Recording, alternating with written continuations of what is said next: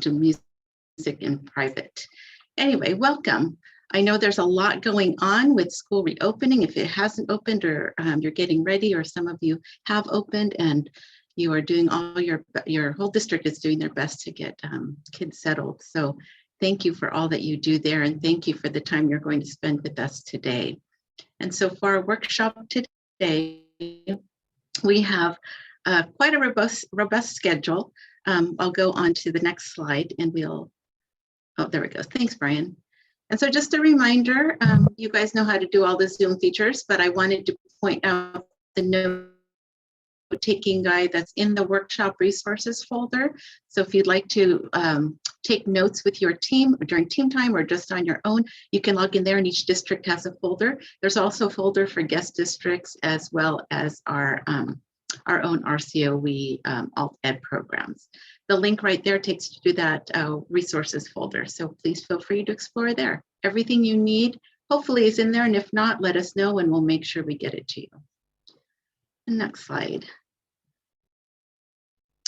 Please rename yourself. As always, we'd like to, we'll have a lot of team time actually. So we'd like to make sure you're in your district teams. If you are solo in your team, you can still rename yourself that, or you can sign on to guest LEAs and join other people in the conversation when we debrief on certain topics. Brian, thank you for putting that in the chat so everybody remembers, and we'll go on. We'll move on. Naomi, sometimes you're cutting out. You know, I want to disable your video. Okay, thank you. I'll do that. All right, next slide. And so since we're all coming from different places, but yet we still have a similar role, I saw this quote and thought it was appropriate to our work around LCAP. If you let me read the quote. Oh, I don't have the quote. There it goes. Thanks, Brian. A greater national focus on the criticality of educational equity is needed in order to mobilize the masses and invite everyone to be part of the solution. Only when every person on the street realizes the role they play in this movement can we begin to change the conversations around education. And so I'd like you to take a moment to reflect on this prompt. If you hit return, Brian, the prompt will appear. So reflect on your position within your district. What are your responsibilities relative to supporting the development of the LCAP? And what role does your position play in promoting equity? Take a moment to think about your responses. Brian's going to put us in a random breakout groups so that we can start our morning grounding ourselves in talking about equity and why we're here around LCAP development. So Brian, when you're ready, you can put us in breakout rooms.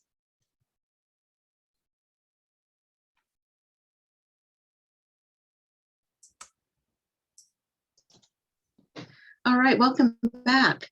Hope you got to do some reflection and meeting either new people or reacquainting yourself with those who you already have worked with. And we'll go ahead and look at the agenda for today. And so today, Naomi, give it just another 5 seconds. People are. Oh, sorry. It's all right.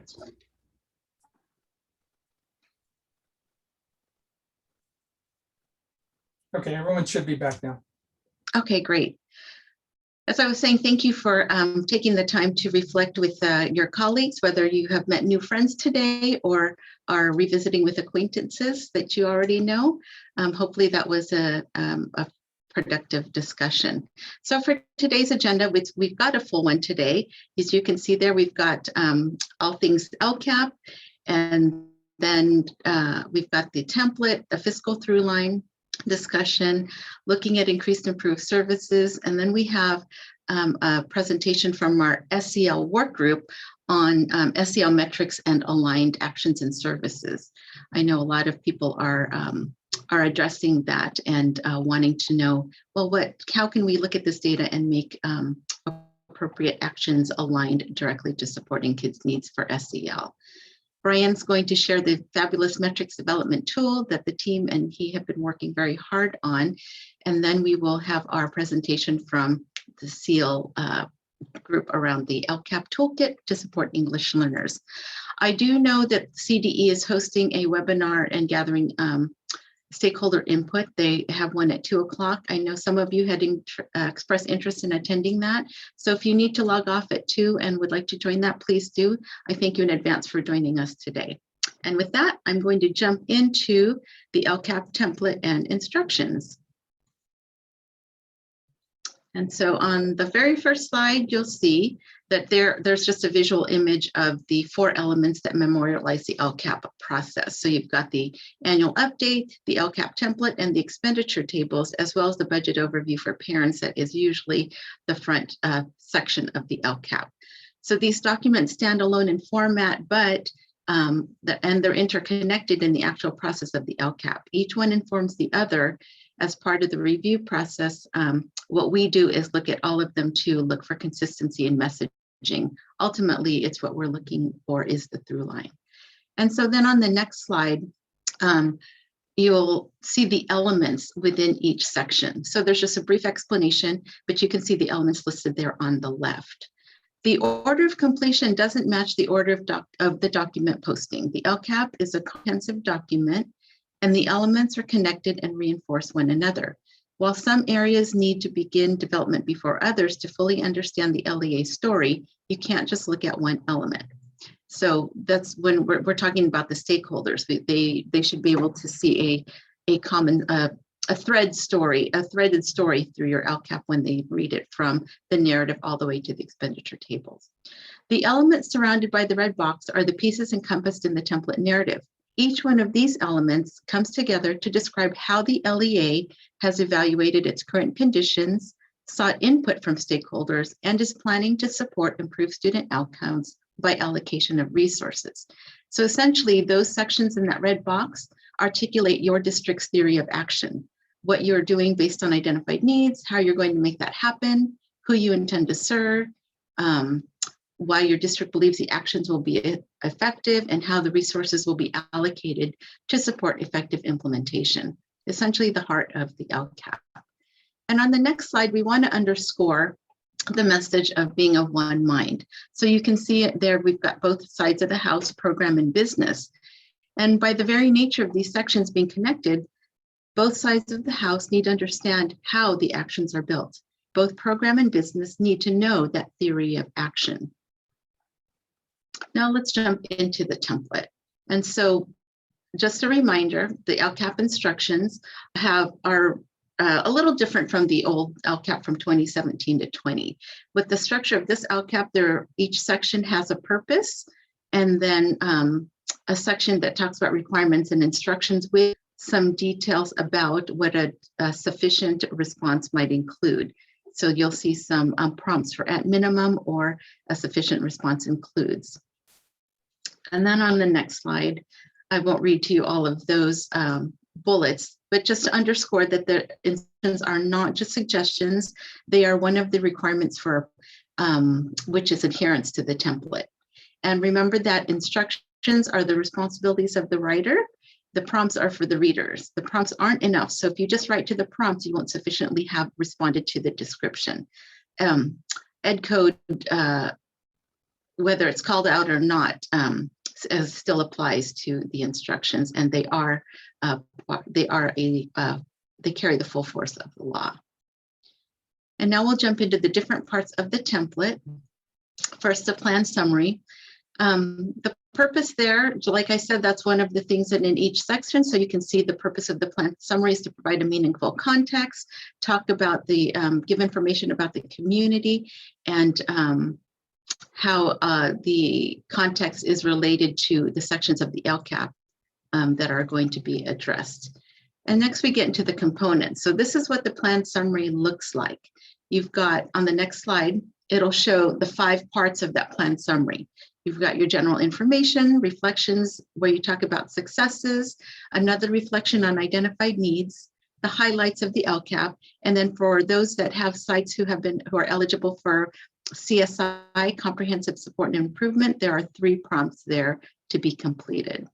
So I believe you're mostly familiar with this, so I'll go over pretty quickly what each of those sections are. So the next slide goes into general information. You can see that's the top part of the prompt, and that's where you'll just give some background information on your district, your geography, enrollment, number and size of schools, any challenges with the community, and essentially whatever you wish for the stakeholders to know about your district.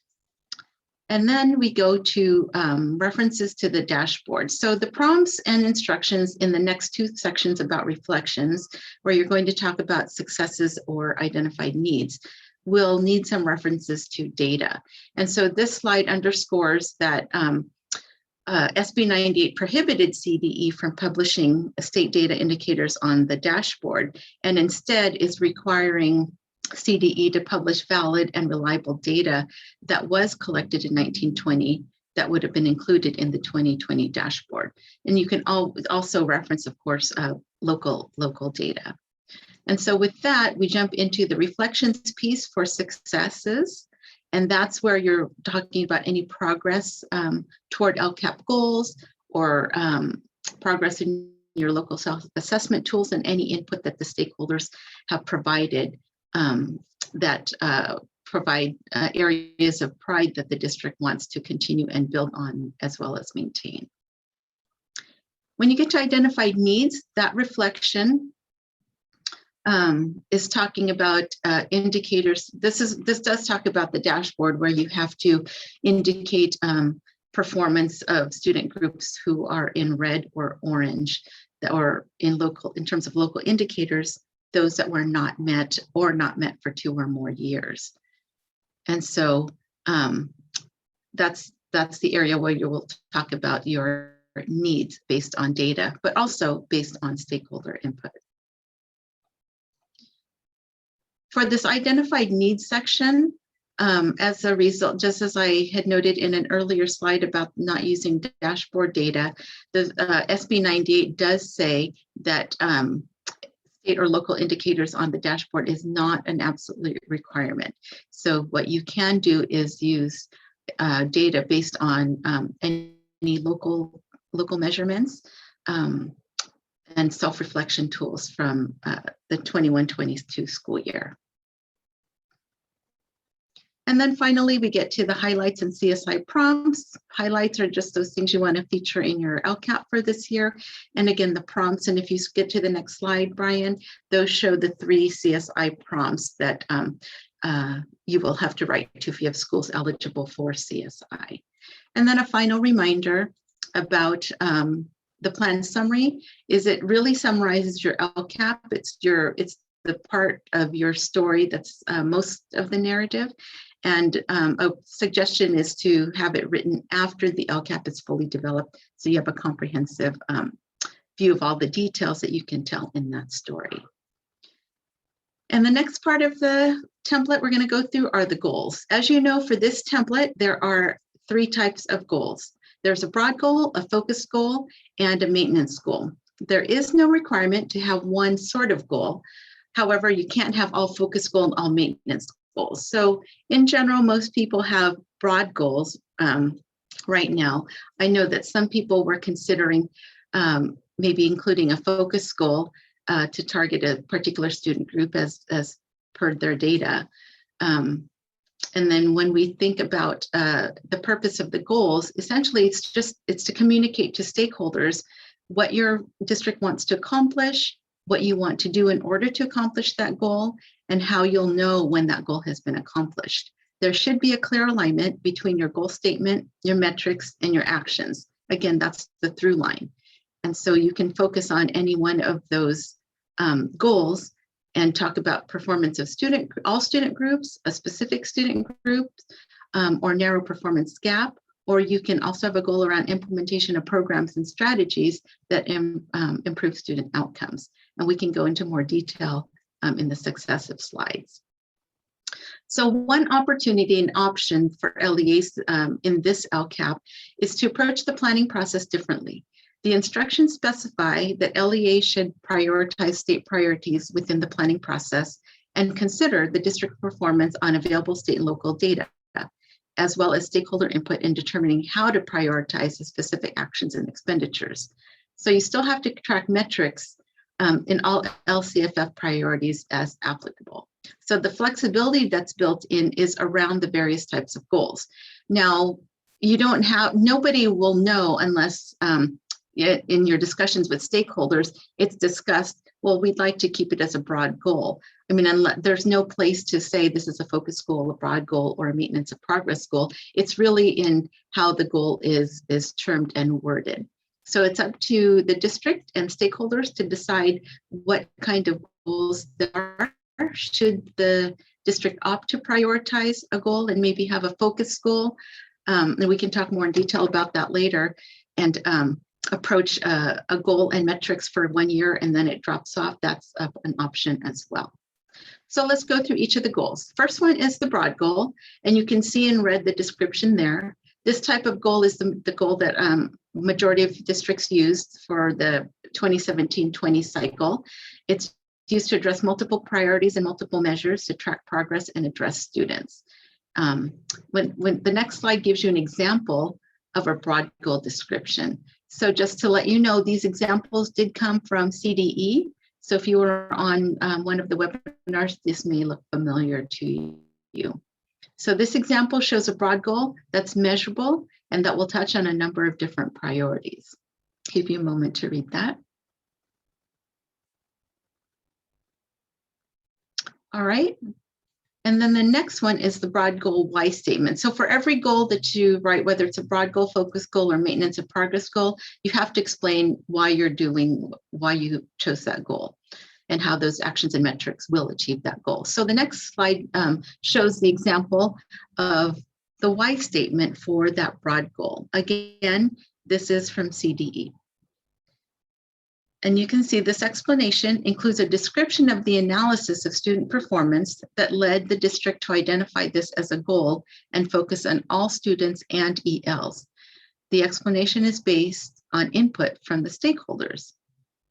So just as this example shows, a why statement needs to describe how metrics and actions link to an improvement and achievement of the broad goal.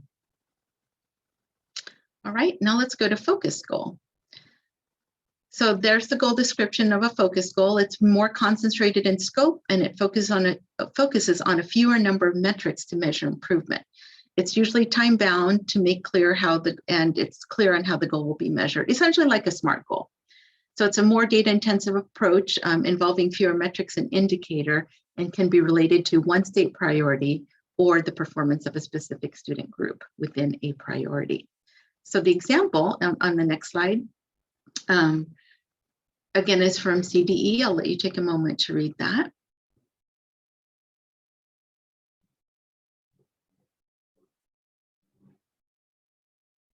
So you can see there's specific data there for that goal. And then the next slide shows the why statement. So the explanation for why that goal was selected. It is based on dashboard and local data and input from the stakeholders, and that's how it was generated. When you look at the why statement related to that focus goal, it's a little longer explanation. So this one is more dense. There's more specificity regarding the data, how it will be tracked throughout the course of the goal. It calls out what data is identified to show that students and staff need additional support.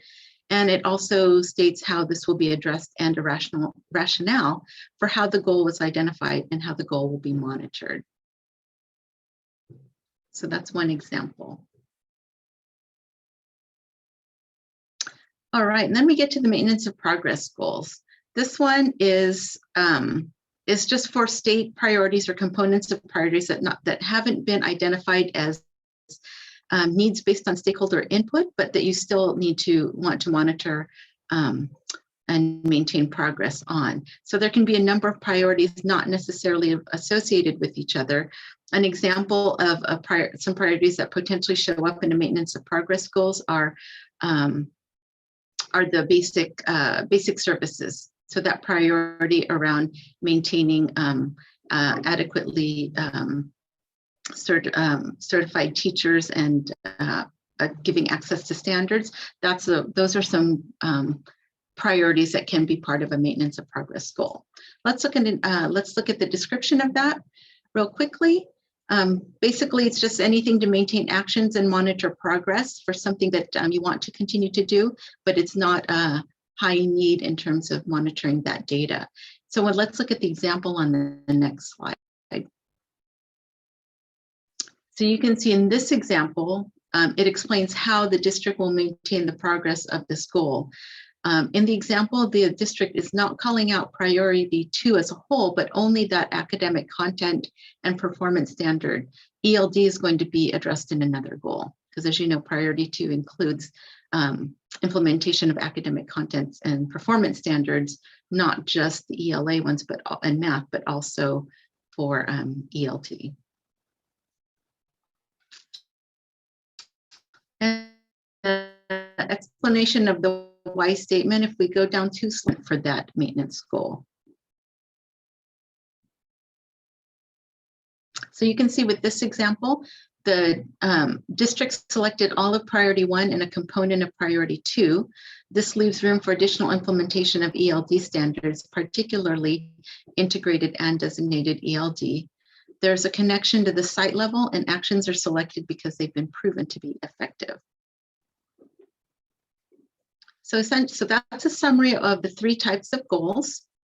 As you develop your goals with your stakeholders, come across questions, as always, reach out to our team and we can provide some clarification as needed.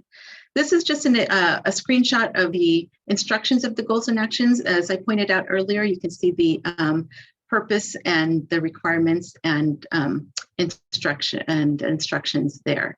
And so the next slide gives you a script of some of those instructions as well, but it highlights the shoulds and the musts. So the things that you should do, but also and things that you may have options to do and those that you must do. So that bottom line that says at minimum, the LCAP must address all LCFF priorities and associated metrics. I know that's not news to you guys, but just wanted to underscore that. All right, so now we jump into actions. And the first thing I want to underscore with actions is that through line piece. So after having well-designed actions promotes equity at the operational level. And so this language comes from the purpose section, that quote in the box. The closer actions can get to the classroom level, the better stakeholders have clarity of intent, how they relate to goals and metrics, how the actions contribute to learning and well-being amongst all students and key student groups. So this idea of the through line, you need to ask, do we know what outcomes we expect to get? And do actions align with goals and metrics to achieve those outcomes? Let's go to the next slide. That's just a picture again of the instructions. This is from the purpose part. There are 2 excerpts, and you can see that they underscore the alignment between all sections of the plan, which is that through line. And a best practice is to assess the performance of all students and student groups in order to identify the need and basis for any of the actions in the LCAP. And then the next slide just shows a screenshot with the instructions and the actual actions table so that you can,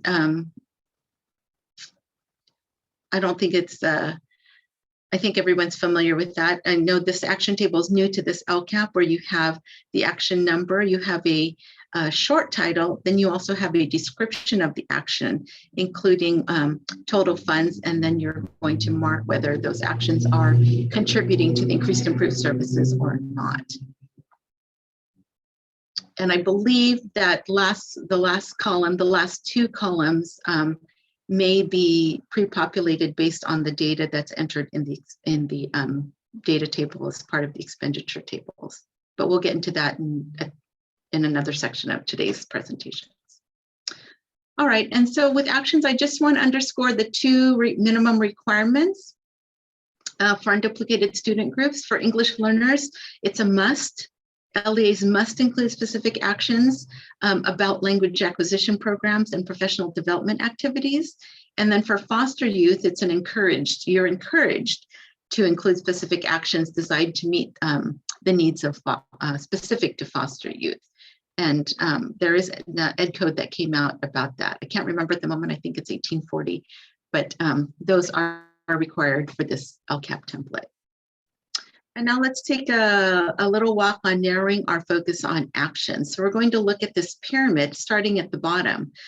It illustrates the process of beginning with forethought at the base. So forethought right there is ensuring that we begin with the needs of students, the data analysis and stakeholder input.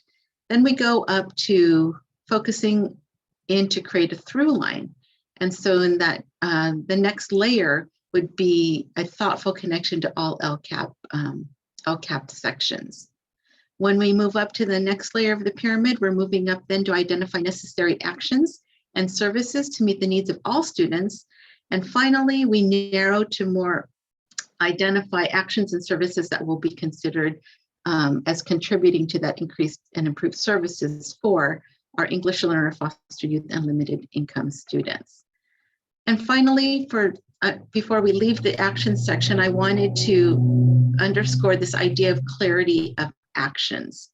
So an action should describe who's doing what, for whom, and to what end. So Brian, if you can go to the next slide.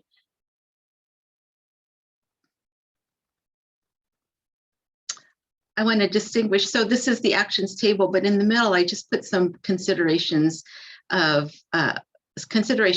So does the action clearly articulate what and how something is going to be done in order to affect positive student outcomes? And is the action description written so it is clear and comprehensive? In that gold box that's right there on the bottom, this is actually a direct quote from Josh Strong when he was talking about well-written actions. They're not just about expenditures, but to show that what an LEA is doing is producing equitable outcomes for students. And he reminds us about the intention of the LCFF, that it's not to spend more money, but rather to increase or improve outcomes. Again, the point is to offer equity. All right, and that's our action section. And I am going to now pass the baton on to Brian, who's going to talk about our LCAP metrics development tool. Well, good morning, everyone. I'm excited to share this with you, and hopefully you find it a good resource as you're working through the LCAP process this year. So what we have for you is we've been working on this document. We previewed it at office hours, and the Arcan group has seen it. What we've attempted to do is to really make one comprehensive document to try and address all of the required metrics. And I do have a link that I'll pop in the chat,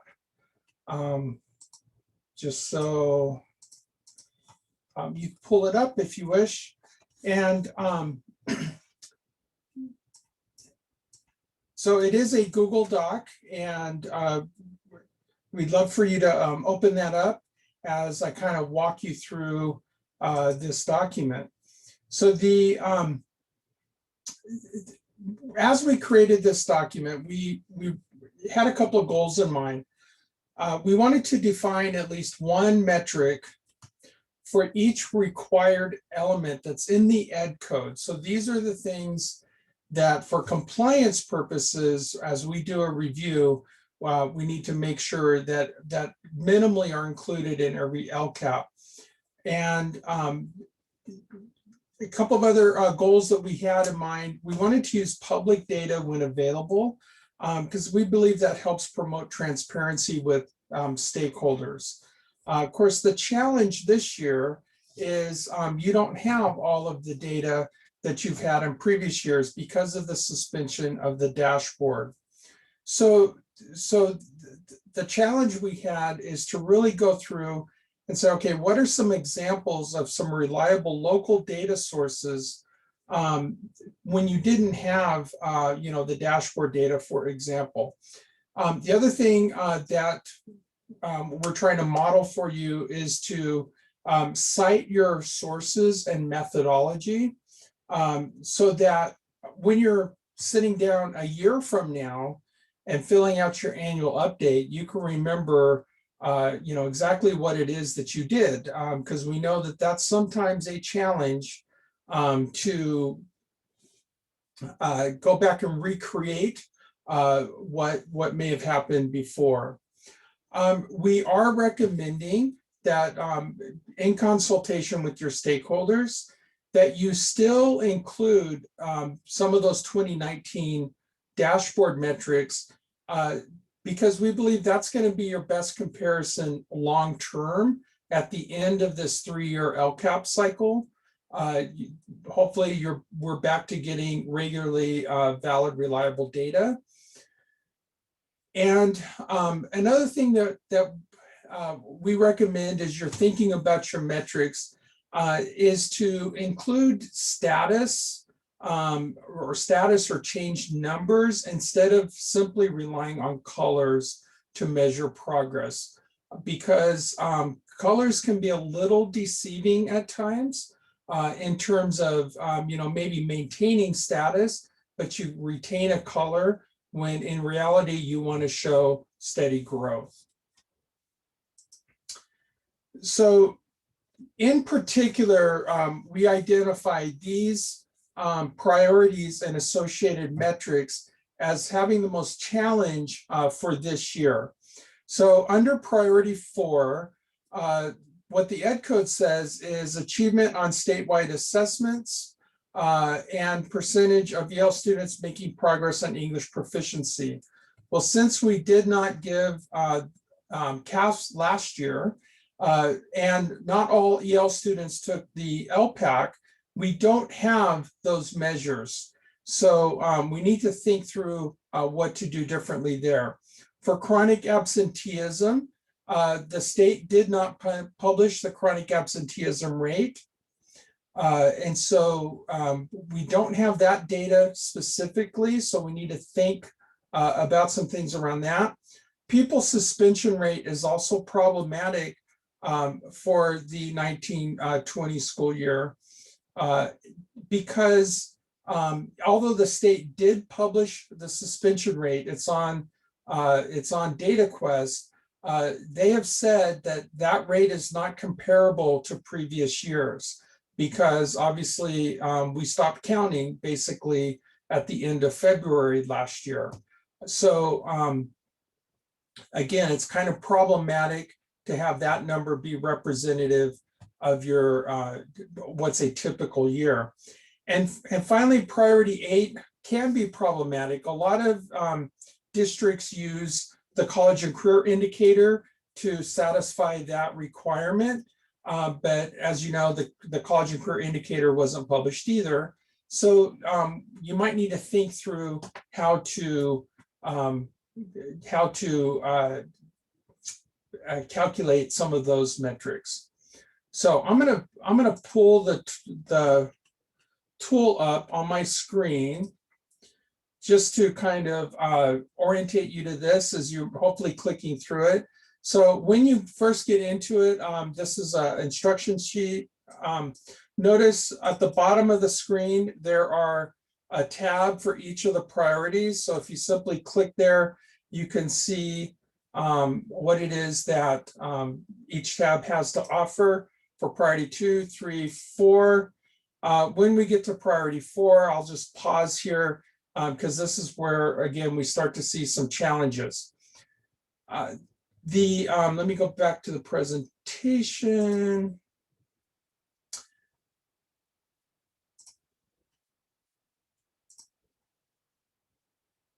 So again, on this tool, go back to the right page.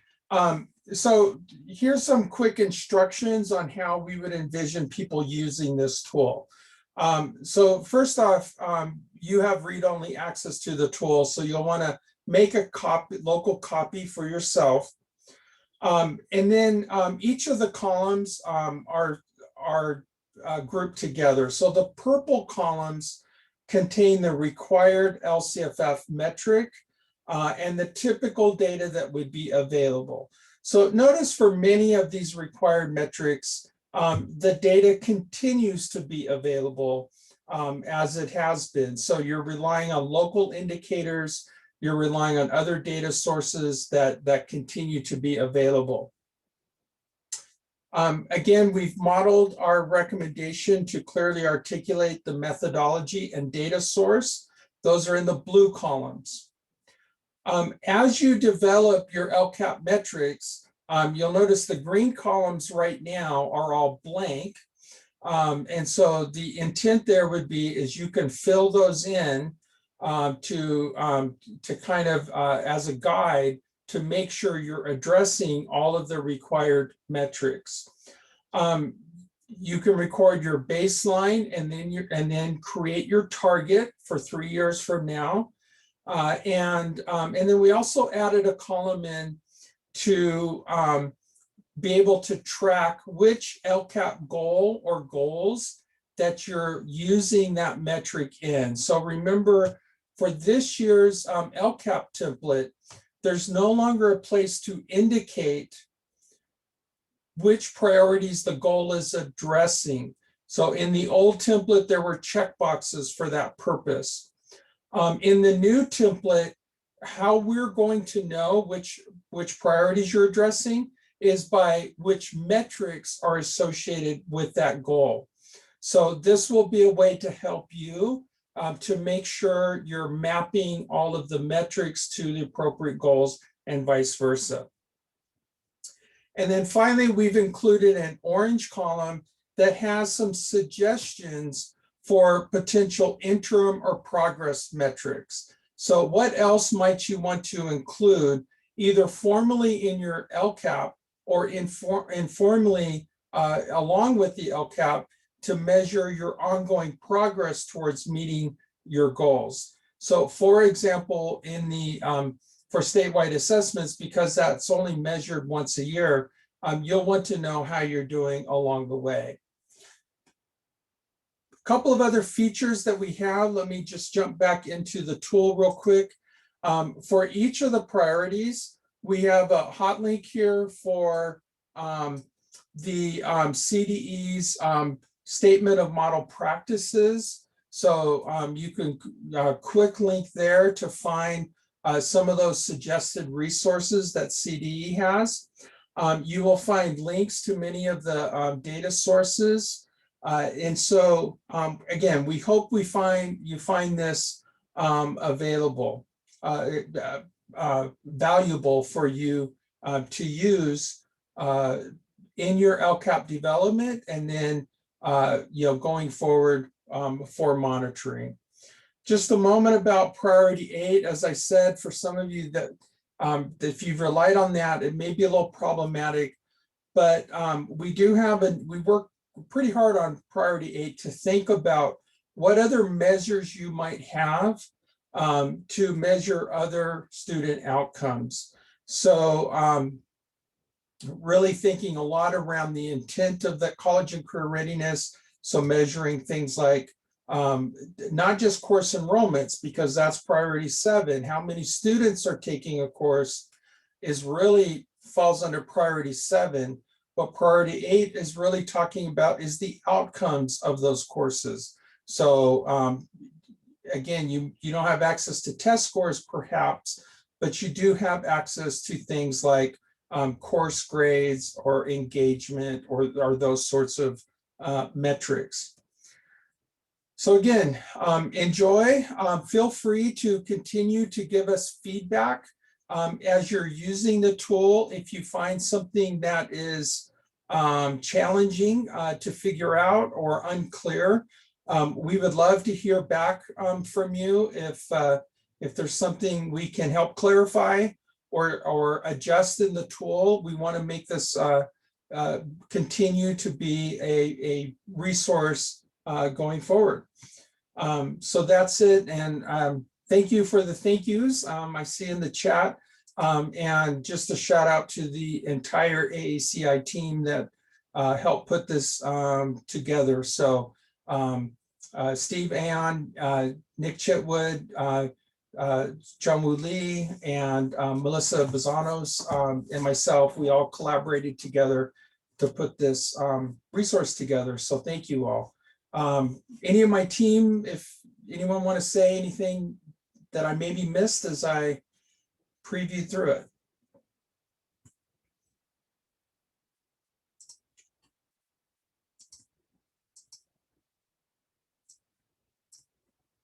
Okay. All right, well, let me continue on a few areas around metrics and talk about what maybe is the elephant in the room when it comes to metrics this year. So we wanted to address this, the actions that occurred just Tuesday of this week. So as you're aware, I'm sure by now, the State Board of Education did consider submitting a waiver to around the spring summative assessments for ELA and math. So we wanted to talk a little bit about that in the context of the impact of your LCAP development. So we're struggling with how to address these metrics in this year's LCAP because of the suspension of the 2020 dashboard. But I think it's important to think a little bit ahead. If the state assessments are waived in terms of CAS, and you're giving a local assessment, if that's your district's choice to do so, that will have impact on what these metrics look like a year from now as well. So just some things to think through as you're writing this year's LCAP to set yourself up for success a year from now. So I wanted to share with you a couple of slides that was in the CDE presentation just to set the frame for what you need to make sure you're thinking about.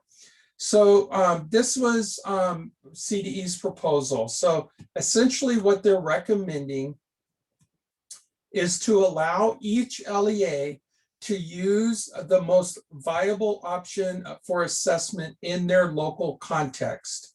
So that could still mean that you choose as an LEA to administer the Smarter Balanced assessments, or you could choose another assessment that meet these criteria. So they're aligned with Common Core state standards, available to assess students in grades 3 through 8 and 11. Uniformly administered across a grade span, school or district. So you'll need to make some decisions about what it looks like in each grade span. And importantly, you will need to provide public reports for this data, both to your public, and make sure that it includes disaggregation of that data by student groups. So I think that last bullet point is something to think through.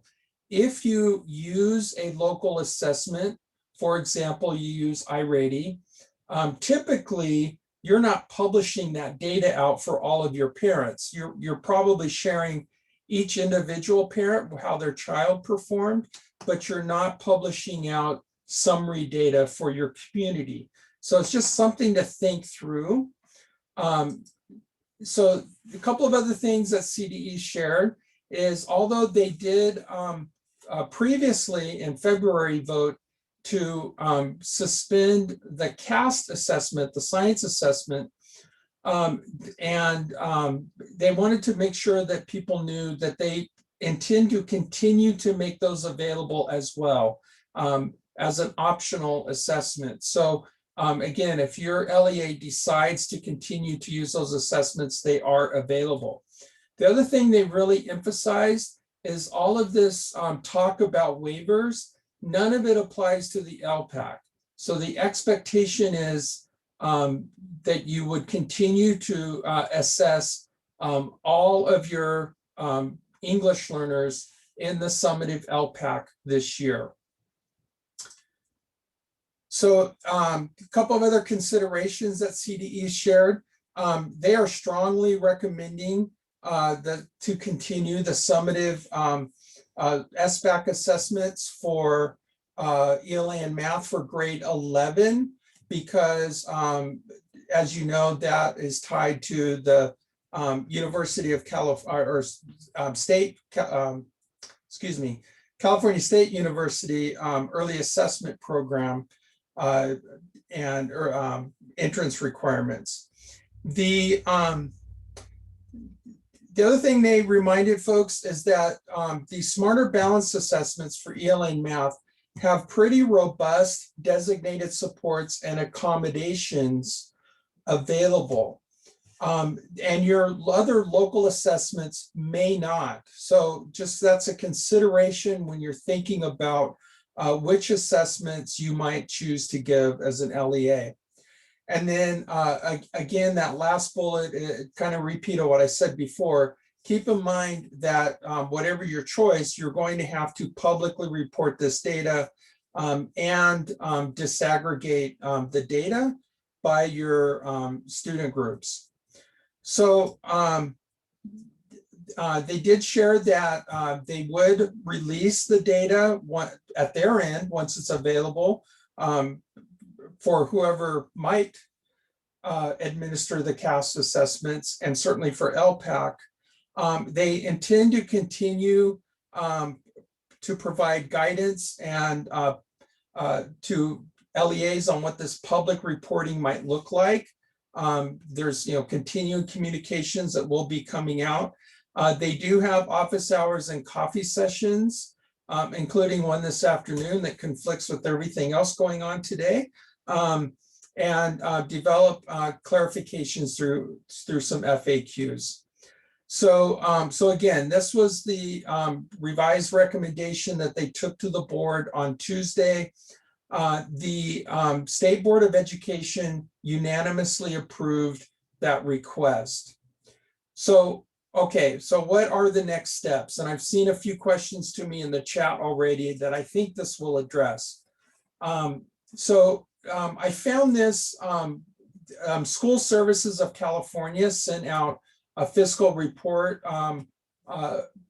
email on Wednesday with a couple of caveats that I thought that's very well written. So I just decided to pull this out and quote them.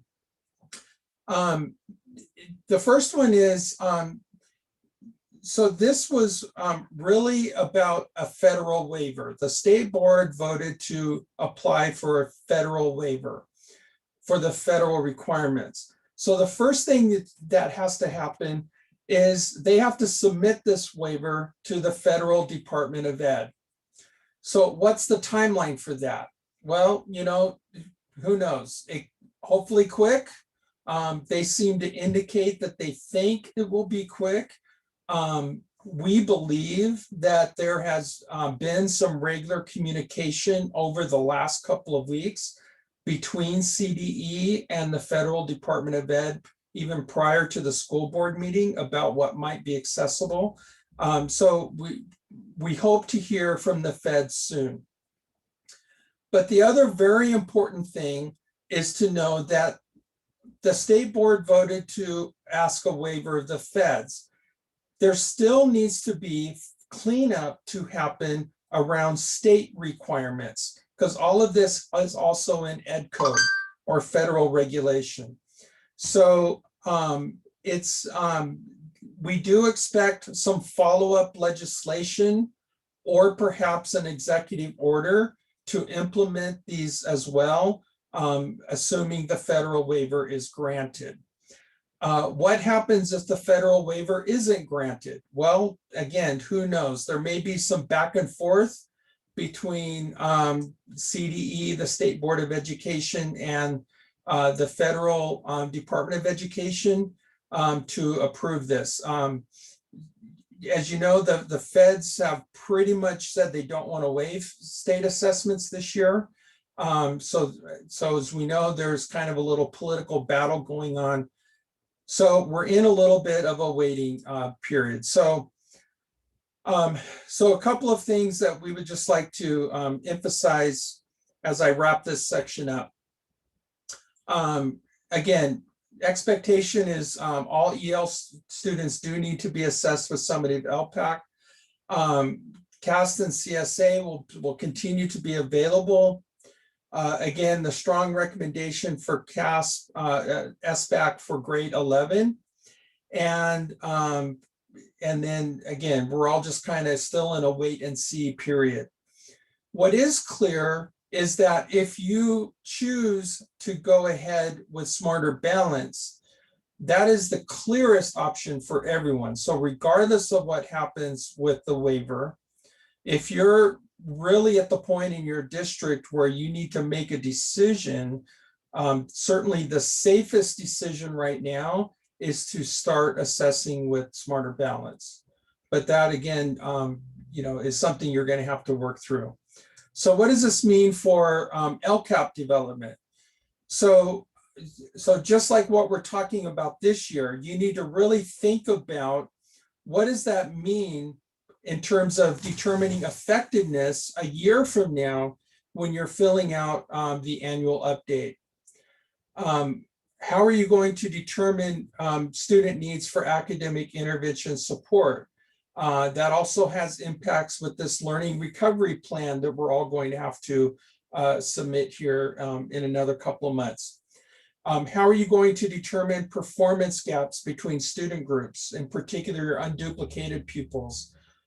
So regardless of how you go forward, the bottom line is you really need to plan for a reliable assessment. If it's not Smarter Balanced, what is it for your district? And then again, really plan ahead for disaggregation of data. As a former assessment director in a district who implemented iReady, you can't get that directly from the platform, for example, and a lot of the assessments don't have that capability. So you need to bring that data back in to your local system to do the disaggregation. So if that's not you in your district working on that, make sure you're communicating with who that would be, because it's probably something you need to plan ahead for.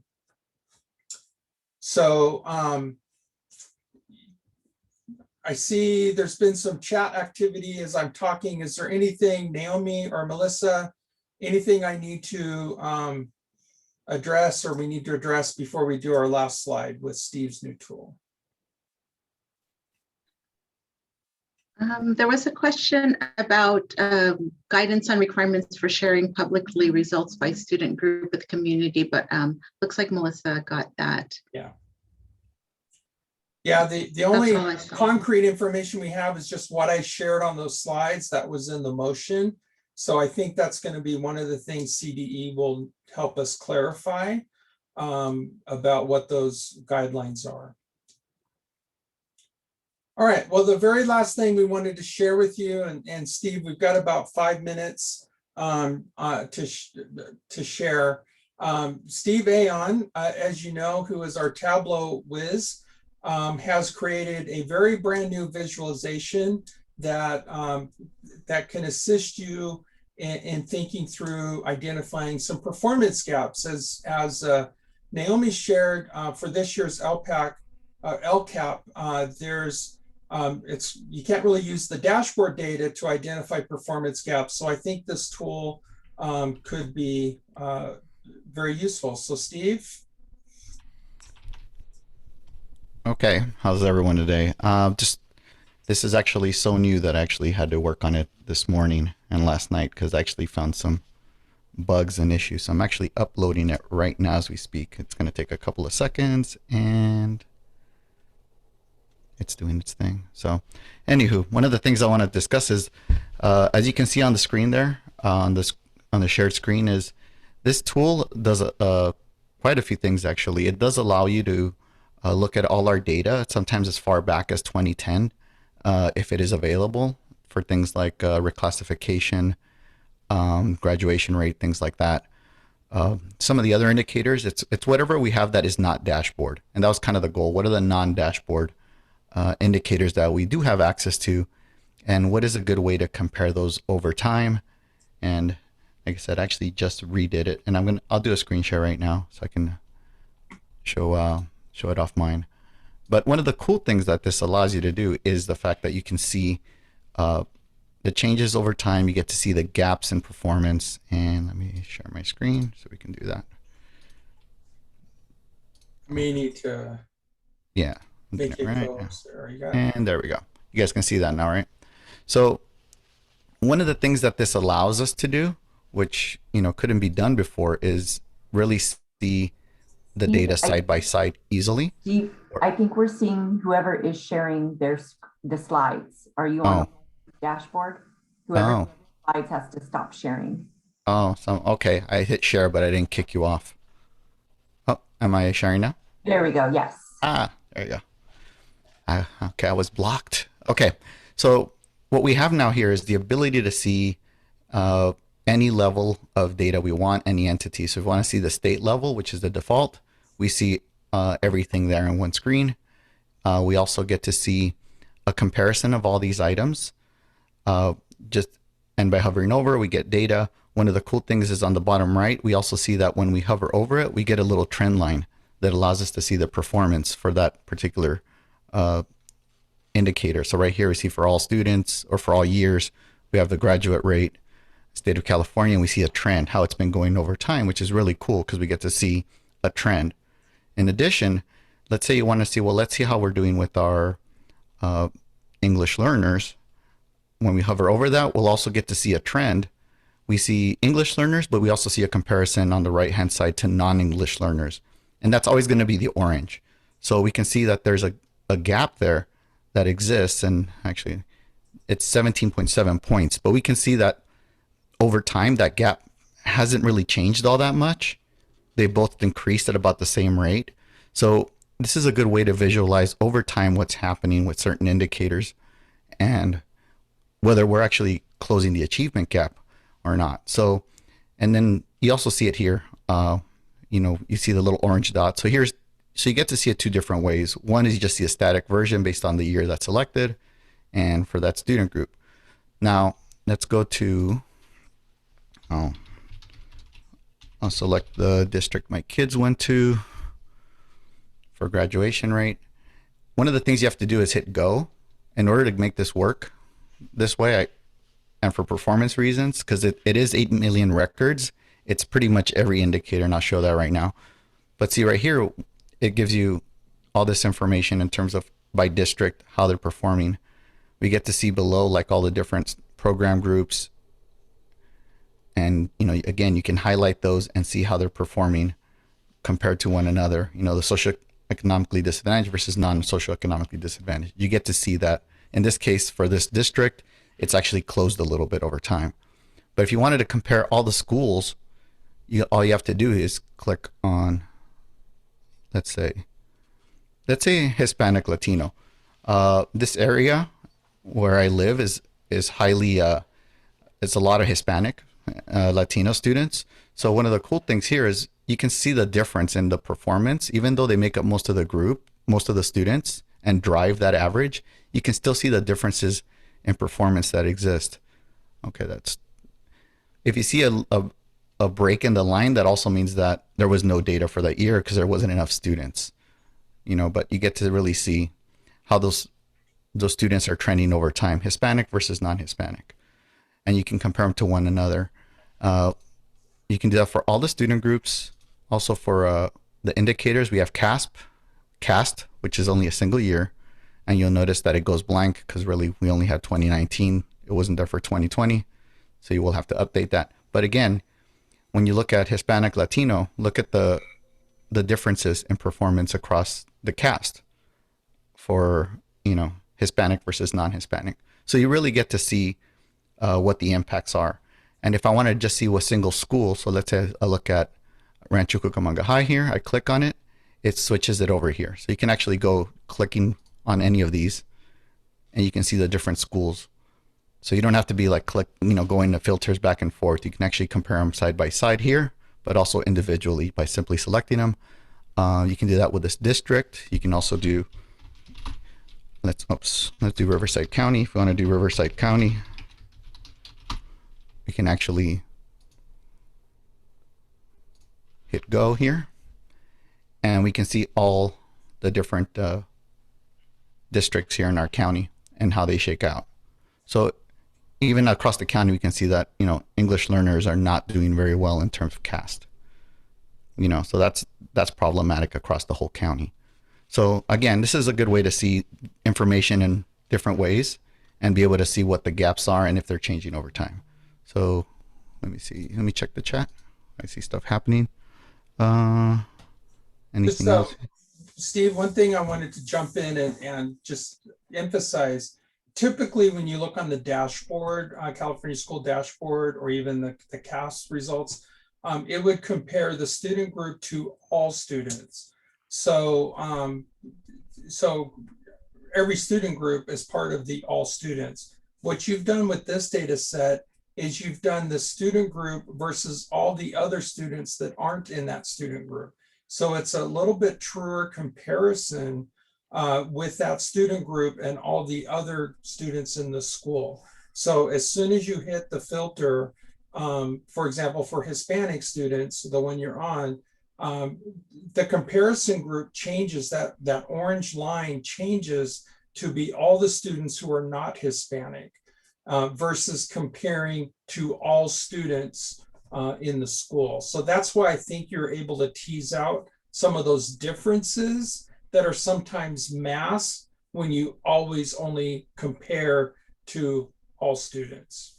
And the reason that's important too is because even, let's say, like Hispanic, Latino in Riverside County, we're predominantly Hispanic, right? So that usually drives the average for all students. But once you break that out and say Hispanic versus non-Hispanic, you can actually see the real difference that exists between those. Where before, when it's driving the number, if you do all students and Hispanic, they're usually about the same. So that's why it's very important to be able to split those up and see what the performance differences are. So, and that's pretty much it. I'm here on the chat if you have any questions. And of course, you're always, feel free to send me an email or call me. I think my information is at the end of the presentation. I think we always put it there. So, okay, I'll stop sharing and just hit me up on the chat if you have questions. Okay, well, thanks, Steve. I know we threw a lot at you with talking about the whole summary of the plan so far, the template, the metrics, the metric tool, and then Steve's new tool that, again, I appreciate the comments in the chat. I do the same thing. I go, wow, Steve, how'd you put this together? So, so what we want to do is give you all some time just to debrief and talk about what you've heard. And so we're going to give you about 10 minutes to talk about just, again, kind of debrief with your district team. So reflecting back on the goals that you think might be best, if you've made some decisions around that, what data are you going to use to inform these goals, where you're going to find that data, and really what achievable, measurable actions. So I'm going to put you in your breakout groups based on the numbering that you did. There's still some of you that hadn't numbered. So as we get people going, I'll clean that up for the 7 or 8 of you. And again, we'll bring you back in about 10 minutes. So enjoy your team time. We're going to come back, then wrap up just a couple other things, and then it'll be time for our morning break. So let me open the rooms.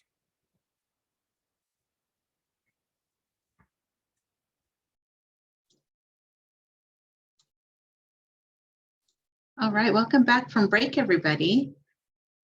Hopefully you can hear me and I can keep my video on. So we're going to move next, continue our agenda. We'll go into fiscal through line. And oh, I'm sorry, Lindsay, I didn't get your name there, but our district fiscal services is presenting this piece, and Lindsay Gleason will be on. Good morning, everyone. My name is Lindsay Gleason. Oh, can we go back one slide? Thank you. And I will be presenting your fiscal through line today. As you can see, and as Naomi alluded to, I will be presenting on behalf of James Whittington through we'll call it continuous improvement.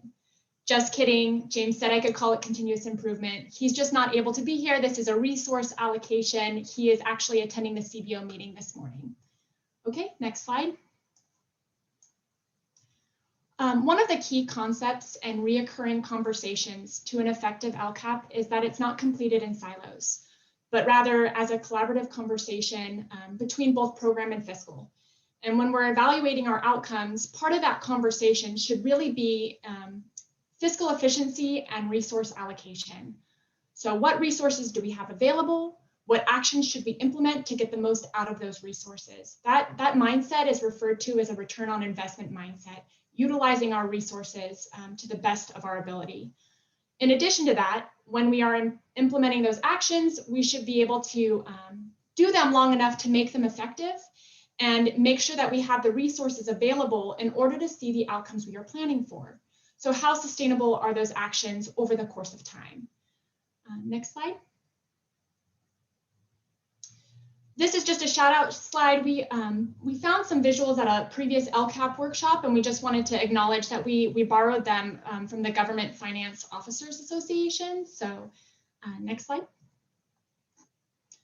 So this visual we really liked. It's a good visual concept of the LCAP process and how it is a collaborative process throughout the entire LCAP creation. One of the key things that you'll notice is that it starts both with program and fiscal, and they work together in the very beginning. There should be a common understanding about what our goals are and what the barriers are to implementing these goals.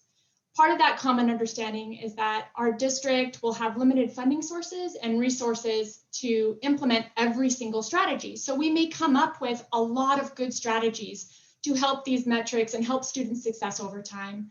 But identifying that our resources will be limited. And so identifying which resources we can use and towards which goals we want to implement. Applying a cost analysis strategy where we will weigh trade-offs will help us identify which goals are the best strategies to use and which will be sustainable in the long-term plan. Next. Can you hit, yes, there we go. So when we're paying for priorities, we want to evaluate which expenditures we can use and which will identify the goals that will take place. So identifying a plan might have a tiered approach at your districts. So which we can identify and accommodate a fluctuation in funding, but that we can also weigh those trade-offs. So if we won't have the resources to implement and have an effective goal over the long term, we may have to identify other goals and actions that would be just as effective or more effective because they will be sustainable long term. Next slide. So it comes back to resource allocation. And right now, a lot of districts are receiving additional funding that's geared towards helping us get back in the classroom. There's additional resources that are there, but maybe not necessarily are available for maybe the priorities that are identified in your LCAP. So there will be weighing of trade-offs that you'll have to identify as a team in order to create your LCAP for this next year.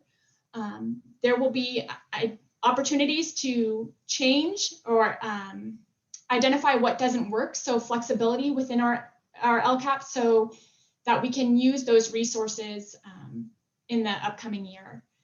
That cost benefit analysis can't be done alone. So there is a link here to a Smarter School Spending link that you can use in part of those conversations to help guide you and your team towards this better resource allocation method during the year. So we just wanted to kind of put that out there. I know that this is a reoccurring conversation. This is not a new concept for many of you. However, it is crucial in creating your LCAP and is part of that when you're identifying metrics and goals over time, your fiscal team should really be part of those conversations because they are going to help the whole LCAP be more successful over the long term. And with that, I believe we are going into a stretch break so you can divulge all the information I just gave you. Thank you so much, Lindsay. That was great. All right, and Lindsay's right. We're into our first break. So what we'll do is we'll take 10 minutes and I believe we're into the 10:24 minutes. So we're going to come back at 10:35.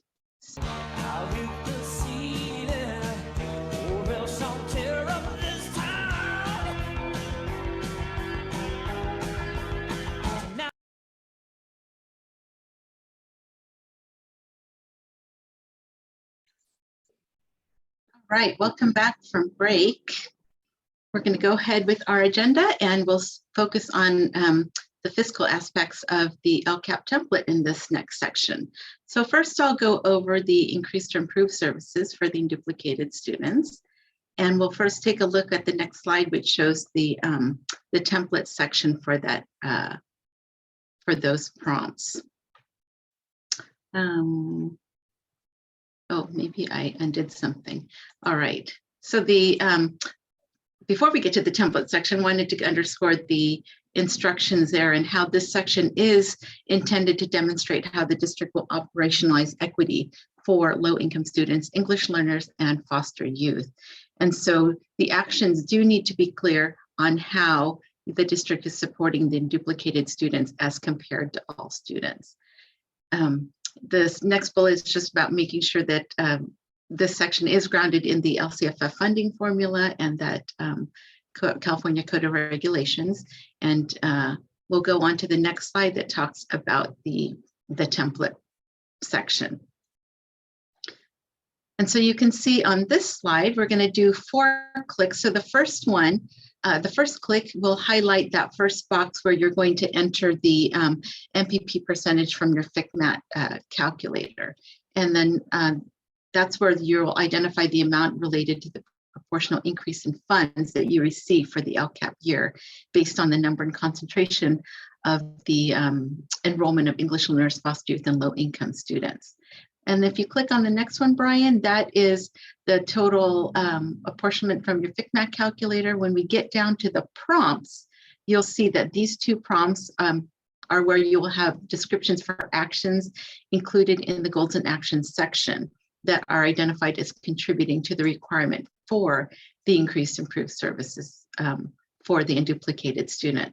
So the first description, you'll be talking about actions you've identified as contributing to, if they are school-wide or LEA-wide.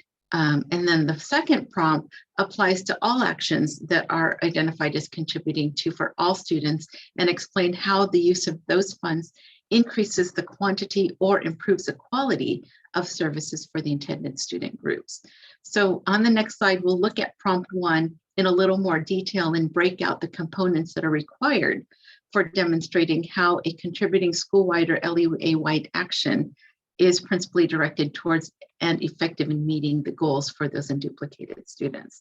So in this prompt, you can see a screenshot of the prompt there, and then in the gold box, the gold boxes talks about the considerations you need to have in writing out the description for these actions. So you'll want to explain the needs, conditions, and circumstances of the unduplicated student, what the action will be taking into those things into consideration, and then the expected outcomes that will support the achievement of the goal that these actions support.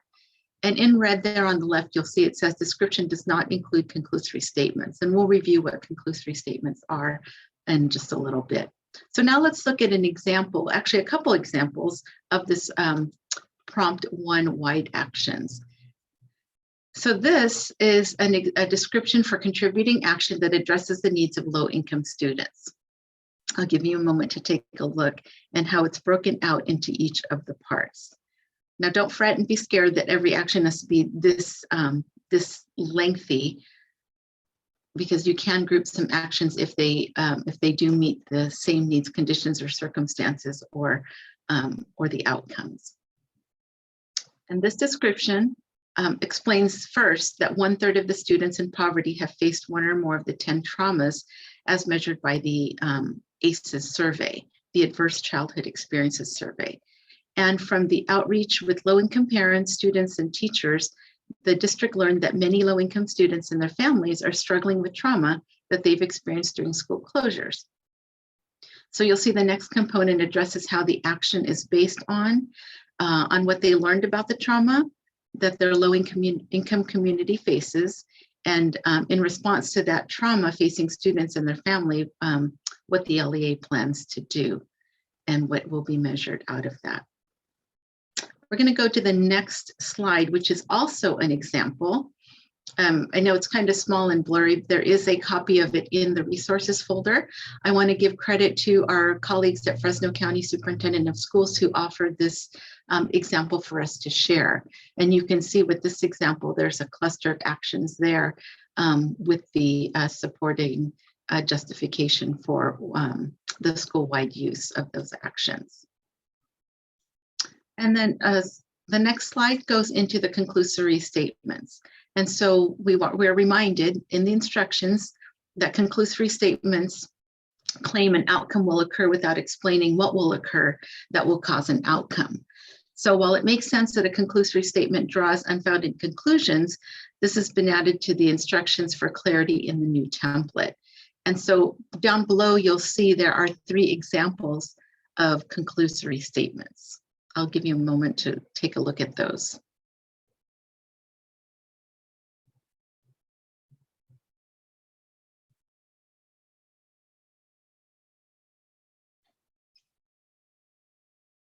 So again, conclusory statements should be avoided. And now let's go on to prompt 2, where the description applies to all actions that you're identifying as contributing to in the LCAP. So the key to this requirement is that the description explains how the actions increase quantity of service or improve the quality of service as compared to what is provided for all students. So just listing the actions included and the amount being spent does not explain what is better and what there is more of as compared to what's provided for all students. So the text there in the white is just a copy of the instructions. The following slide gives you an example of that. Again, credit to our colleagues at Fresno County Superintendent of Schools. I'll give you a moment to read that example.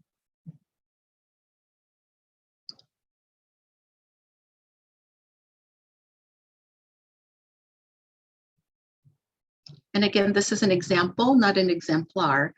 So there, it can vary what that description might look like. All right, and so finally, I want to give you some cautions about vulnerabilities.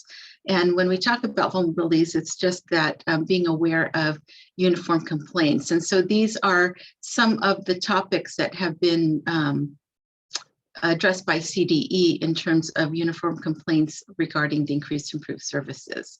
So you can see there's a topic on clustering all unduplicated groups together, actions related expenditures that don't reflect a focus on each pupil group. The descriptions for wide actions are not clearly linked to the unique needs of each student group. So that tells me that might be more of a conclusory statement. Lack of clarity of what is increased or improved as compared to all students, and that descriptions don't reflect forethought in addressing the needs of the intended student groups. And finally, that sometimes the descriptions address the needs that are of other groups, for example, students with disabilities or a particular ethnic group, and not to English learners, low income or foster youth. And so with that, I'm going to give you some team time to reflect on the fiscal through line that Lindsay so excellently presented, as well as the increased or improved services section. And so Brian will put you back in your district teams, and we'll give you 10 minutes for this team time.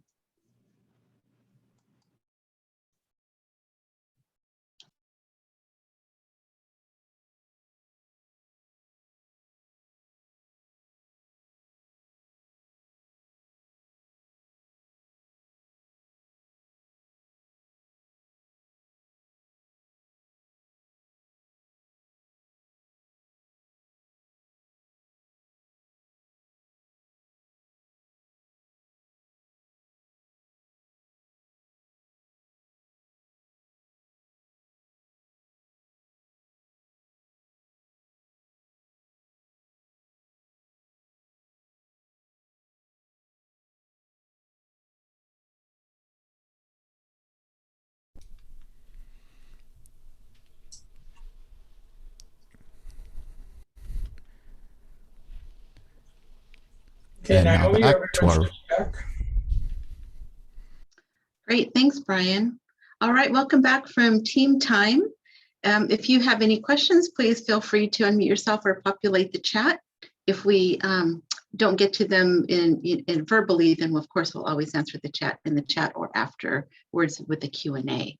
So at this time, I'm going to welcome Lindsay back again to talk to us through the expenditure tables. Thanks, Naomi. I was asked to present the most thrilling topic of our LCAP workshop today, which is a spreadsheet. So for those of you who love spreadsheets, boy, do I have the topic for you. And for those of you who do not, I promise to make this less painful because we're just doing an overview. The expenditure tables are an added piece to the LCAP that it's tacked on to the end of the LCAP that you will be completing this year. Today, all I really want to talk about is the connection between those expenditure tables and the actions in the LCAP, and then some key areas of instruction for you in order to help guide you towards how to complete these new tables. Next slide. So one of the most important things to know about the expenditure tables is that they were really created for transparency and accountability of how you're spending your funding sources. I see everybody is loving the spreadsheets in the chat, so I'm so glad we have some people jumping on board the spreadsheet train.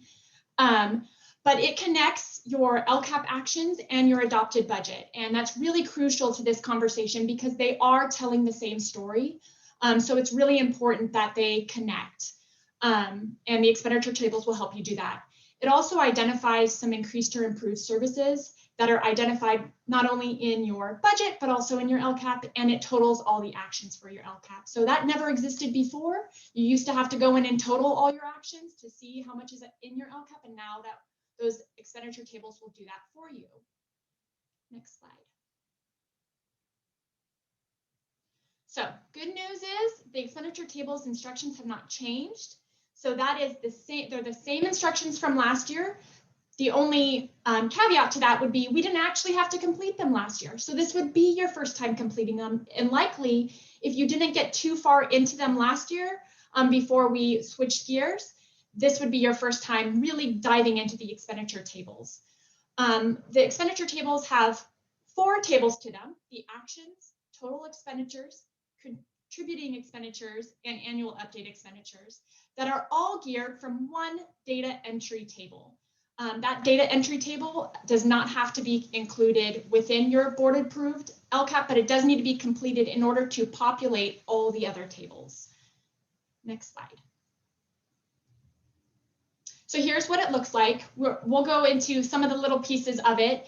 All of this would be entered by you at the district. So it can, depending on your method of completing your LCAP, whether it's DTS or the electronic one provided by CE, or if you're doing the side spreadsheets, this will all be completed by you and will require some extra fields.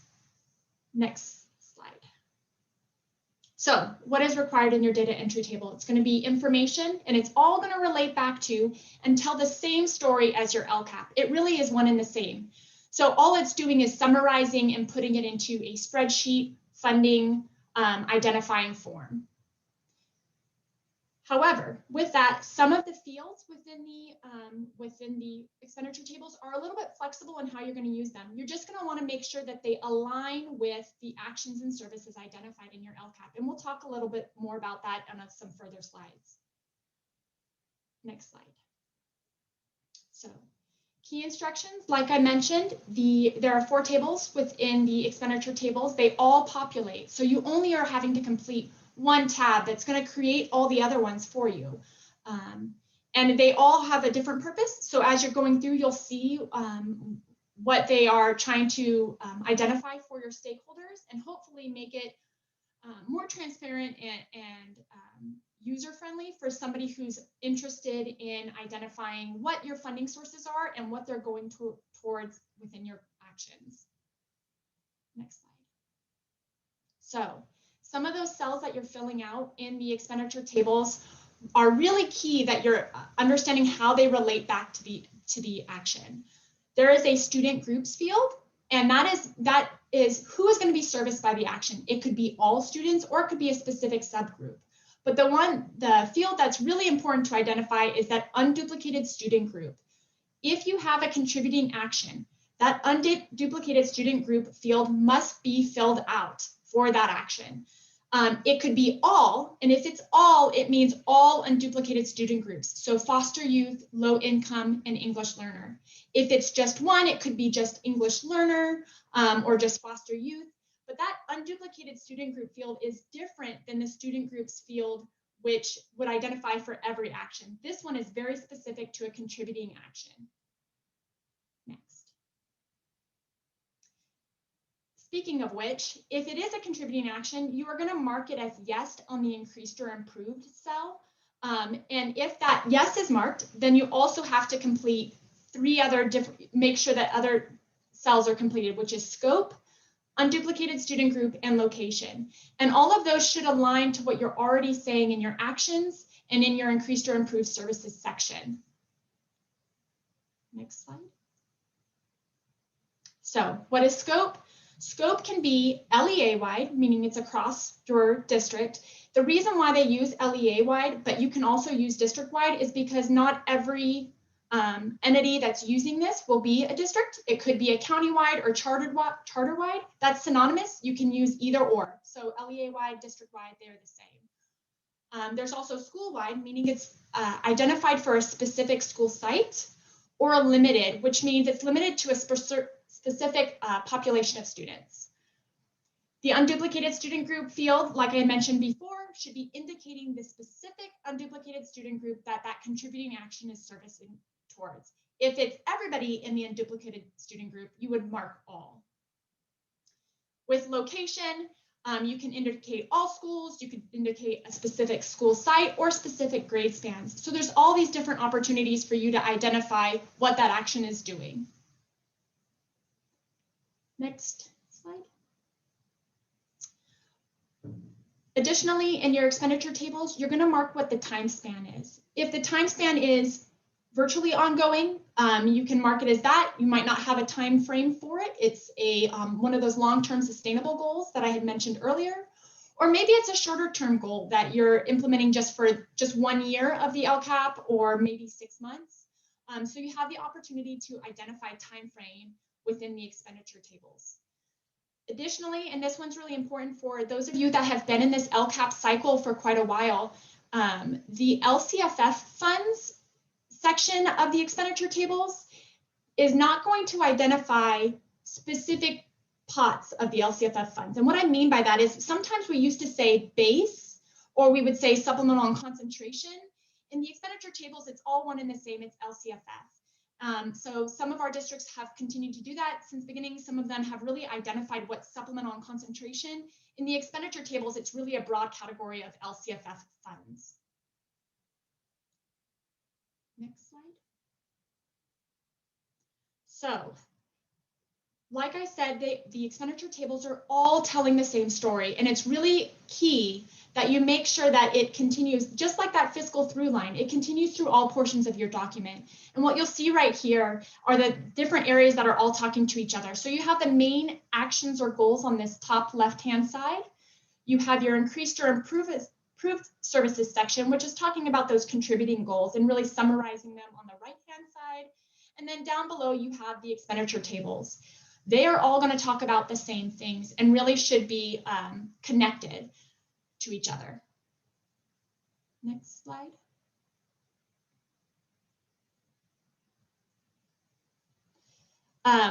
Just a key aspect of it, when it's contributing, not only are you seeing it as you see here in the squared out circle, that they should be marked in your action as contributing. They should be included in your increased or improved section where you're discussing the overall program that's contributing towards those students.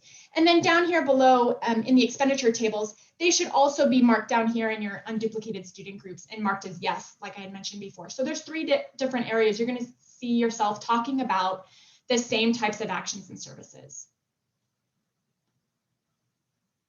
So when your actions in your main portion of your LCAP are talking to your budget, it's really important that the two connect. So your expenditure tables, which are also reflected in your adopted budget, will be telling the same story. Can you hit enter? it should have like little, there we go. So what is your LEA doing? The title will be in your action. It's also going to be in your expenditure tables. It's a very summarized title. It's not supposed to be very lengthy. It's supposed to be summarized. Next. You're going to talk about how it will be done and then who is being served. So if you're having a contributing action that is serving, let's say, foster youth, for example, your description should talk about foster youth, but it also should identify them in your expenditure tables down below. So those two documents are really connected to each other. If it's all unduplicated student groups, you would mark them as all in your expenditure tables. Next. And then how are you using your resources? So what the expenditure tables do is really expand on your total funds. So your action might say a total dollar amount that the action is going to cost you, but your expenditure tables will identify what funds you're using and how you're using them, whether it's personnel or non-personnel, whether it's LCFF funds or federal funds. The expenditure tables are going to elaborate on what your actions are doing. Next. Likewise, all of your actions that are contributing are also going to be seen in that increased or improved services section as a summarized narrative and should be up to the level of your increased or improved requirement. So it's really important that you work with your fiscal team on this and that you guys are on the same page for how much you're doing and contributing and what your required service level would be. So you'll see that here. Your description of your services should be, the through line should go all the way through to your increased or improved services section. Next. And like I mentioned, is it enough to contribute? Do your total actions in your LCAP add up to that increased or improved services requirement that your district has? So your expenditure tables will help add them up for you, but you'll also see them here. You should be able to see everything that's contributing also being identified in that increased or improved services section in a total required services level. And then why do you think they're going to be effective? This is very program centric in the sense of you're using your metrics and you're identifying why these contributing actions were chosen. And you're going to say that both in your description and the action and your description of your increased or improved services section, like Naomi had been talking about earlier. So with your budget and your increased or improved services section, like I said, that expenditure table is really aligned with your budget. Your fiscal team should be able to help you on what funding sources you're using. You should be having those conversations together. But it should also be aligned with that total increased or improved services requirement that has not gone away. So next. So you'll see who's being served. Again, unduplicated service student groups should be marked for any contributing action, should be described within your increased or improved services section. Next. Anything that is marked as increased or improved should also be identified and elaborated on within that increased or improved services section. So how are they going to be effective? Why did we choose these as the actions that we're implementing at our district? And then next. And then what funds are we using? So like I mentioned before, those LCFF funds are going to be identified in your expenditure tables as total LCFF. It's not base, it's not supplemental and concentration. However, you do have this requirement where you're having to have enough to increase or improve services to help with those student actions. So making sure that those two align as well is really important to telling the same story. Next. So with that, I promised it would be a very general overview. I realize that as you're going through these expenditure tables, you're probably going to have a lot of questions, and it's new. It's a new process of how to identify them. So you have your fiscal team at your district who should be there to have those conversations with you, but you also have us at the county office and my team to help support you in those conversations. So we wanted to give you a little bit of team time to discuss and engage in how are you going to, at your district, or how do you align your budget and your LCAP? What are the conversations you're having, and how are you establishing that you have a sufficient amount of contributing actions that are meeting your increased or improved services requirement. And then also being able to identify the material differences in your annual update between what you said you were going to do as increased or improved and what ended up happening, and having those discussions so that you align the funding sources or the funding expenditures with what actually happened at your district. Awesome. Lindsay, thank you. I think what we're going to do, we're just a little bit behind schedules. We'll take some comments or questions in the chat at this moment instead of going into team time. So thank you for your wonderful explanation of the overview of the expenditure tables.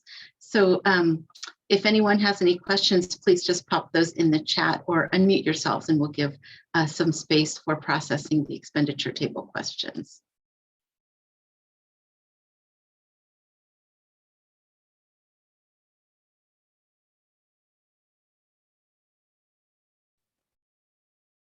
Well, hearing and seeing none, hopefully that was enough wait time.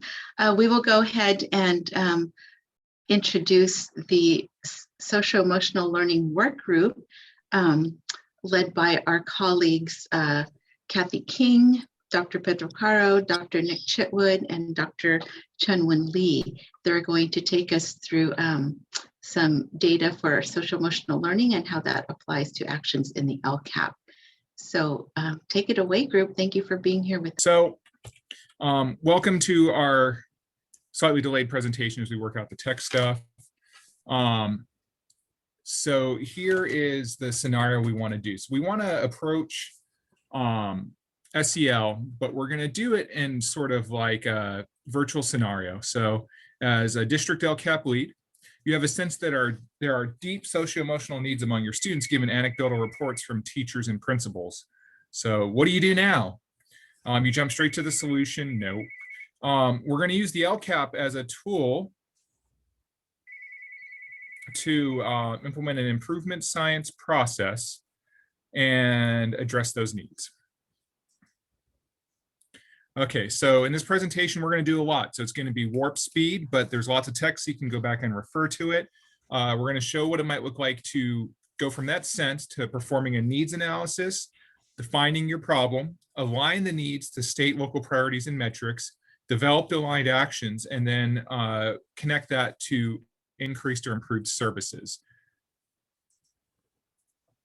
So we want to set some learning intentions in advance. So you got the LCAP through line, but we want to apply it to a context of socio-emotional learning. And we also want to illustrate how the improvement science tools that we've been sharing for the last couple of years through DA and other settings can inform various steps of the through line process. So it's not perfect because, you know, LCAP had improvement in mind, but it wasn't entirely set up that way. But whenever there's an improvement science bit, there's going to be this fancy graphic I spent way too much time designing. So it'll be an improvement alert. Okay, so let's get to the needs analysis here. So a needs analysis is, next slide, where we might see the system that produces the current outcomes. And so here's some ideas for how you might do that needs analysis is qualitative stakeholder feedback as aligned to LCAP requirements. So we know we have to do stakeholder feedback, but maybe we'll go in a little bit more depth through empathy interviews. You might have some quantitative data from local measurement tools, and you might also do a little bit of a research scan. So here's where it starts. You're doing your stakeholder feedback process for LCAP, and you might get hints of the underlying problem. So you're going to hear these sort of things. My child doesn't seem connected to school anymore. It's just a screen from a parent. Teachers, the students rarely talk to each other in class and barely turn on their cameras. Or the student might say, I feel disconnected from my peers now that I'm not able to do basketball anymore. But we're getting there, right? As we go into red. Okay. So those statements are a starting point for understanding the problem, but empathy interviews might add depth to your team's understanding of these problems among the many that you're trying to address through LCAP. So, you know, don't think of stakeholder feedback as just everyone shows up and just basically gives you a sound bite to use. You can go more in depth with a subset of stakeholders, and that can be a really useful tool. Another sort of area you might want to look at is quantitative data. So some source of data regarding sense of belonging, which is going to be kind of where we're going to head here, might include attendance data as well as more directed tools. There's some examples here. California Healthy Kids Survey or Panorama SEL tools that captures the majority of our districts, but there might be some other locally determined measures. The most important thing is to have some sort of measurement strategy. So we're going to look at some very conveniently made up data. So here's our attendance rate by student group. And you might already, being the data consumers you are, notice a trend. So now let's look at our sense of belonging. I'm going to call this the California Panorama Kids Healthiness Survey. So one of the big ideas in improvement science is you're looking for variation, right? Now, our kids aren't widgets, but where this process started was in manufacturing. And if we know that certain things are having greater issues than others, we're going to note the variation and try to address the cause of that. So you're noting some variation. And now you might want to do a research scan.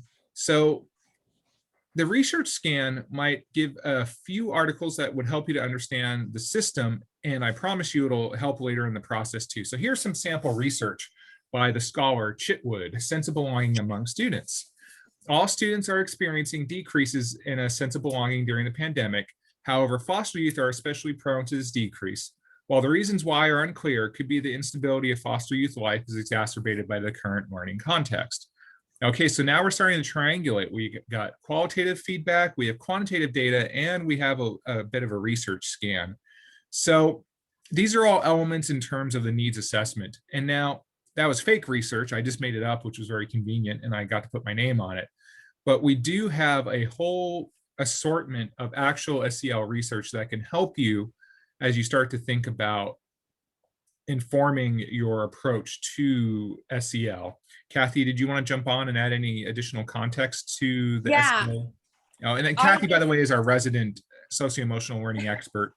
I helped facilitate the LCAP part, but in terms of SEL knowledge, she's definitely our leader in that regard. So I would just encourage you, if you're not sure about what SEL is, I know it's kind of new for some people. And now you're trying to write a plan that has those components in there. I really encourage you to look at some of these resources.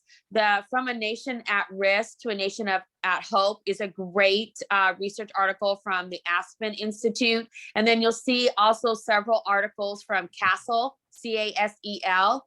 And they're an organization that's really leading the work in the area of SEL. And their article, couple bullets down, SEL as a lever for equity, is a really great article to check out as well. So lots of great resources here in helping you to research the area of SEL. Great. So you've done all this research, and in 5 minutes, you've done something that's actually going to take you a pretty decent amount of time. But you've done this work. So now where would this needs analysis from the improvement perspective get reflected on the LCAP? Well, this is pretty easily aligned, right? Identified need. So, and we recognize the reality that there's not a chronic absenteeism measure on the most recent dashboard, but our analysis of our local attendance data indicated a drop in attendance for all groups, especially among foster youth. These trends demonstrating greater needs among foster youth are also reflected in greater socio-emotional challenges as measured on the Pano Healthy Survey of Kids around sense of belonging. Okay. And then you might also capture this in stakeholder feedback. We held 13 virtual stakeholder feedback sessions with school staff, parents, and students. And you can read this. To further examine these themes, we engage in empathy interviews that inform development of aligned metrics and actions. So you can start to see the through line here, right? So we have our needs from the beginning of the plan. We're connecting it to the stakeholder engagement later, and we're pointing forward towards aligned metrics and actions. Okay. So then you might see, I'm sure that this is not familiar to anyone, parents strenuously requested schools to reopen and noted their students seem particularly disengaged, and so on and so on. And then a description of the aspects of the LCAP that were influenced by specific stakeholder input. Well, we're kind of looking ahead. You wouldn't fill this out until you actually developed your LCAP, but I promise you later that there are going to be local metrics in terms of measuring SEL needs and then implementing focused actions around program staffing and professional development to address those needs. So your stakeholder feedback section might have that. And so what we have here is some resources in case you need a refresher on empathy interview process data for equity. And there's also some additional improvement science tools we didn't cover right now in terms of the fishbone protocol and process mapping. And here's some more resources on needs analysis. So we did mention a couple of paid things. Panorama is very thorough, but also more pricey. Healthy Kids is pretty economical, but there is a cost associated with it. And there's some other tools on here too, if Kathy, you want to add anything about the other needs analysis tools that might be available here. Yeah, again, that one on the bottom there from Castle is a really good assessment and reflection tool to use with school staff and adults. And the PBIS School Climate Survey, that is free. So if you're looking for something and you don't have something and you need something that's low cost, I mean, you can't beat free. So those are, again, just some great assessments tools to check out. Great. So we have stakeholder feedback, we have a needs analysis, and now we're going to define the problem. So we often have a sense that there's a problem, right? Like those sort of hints at the beginning, the sort of rumbling, but you have to transform that into an actionable problem. Otherwise, there's all sorts of things that could go wrong in terms of jumping to solutions or not being sure how to measure success. So unfortunately, because we only have about 25 minutes to perform a extensive process, we're just going to define the problem magically. But this sort of conversation internally is going to be very important. So here's the problem we came up with. Engagement with distance learning is a challenge for students. And you see we included data in terms of average attendance rate of 91% as compared with the average attendance rate of 95%. Foster youth seem to be at a particular disadvantage, as exemplified by a lower sense of belonging of 2.1 on the PANO Healthy Survey of Children, compared with a 3.5 average among all students. So there's not really a spot for this in the LCAP, but this should frame your thinking as you move forward. So now how would we align this to priorities and metrics? So, well, we know where we measured it from, right? So we're going to take a look at here, and where would you put this in the boxes? Well, you might align this sort of SEL work to both people engagement and school climate. So you can see for people engagement, by the way, apologies for the kind of smaller writing on your screens here. You have attendance rate, and then you have a sense of belonging. And then you can see the baseline we've set, and then we've also had our desired outcome for 23-24. Now, there are some highlights of the way we design these metrics we want to point out as considerations.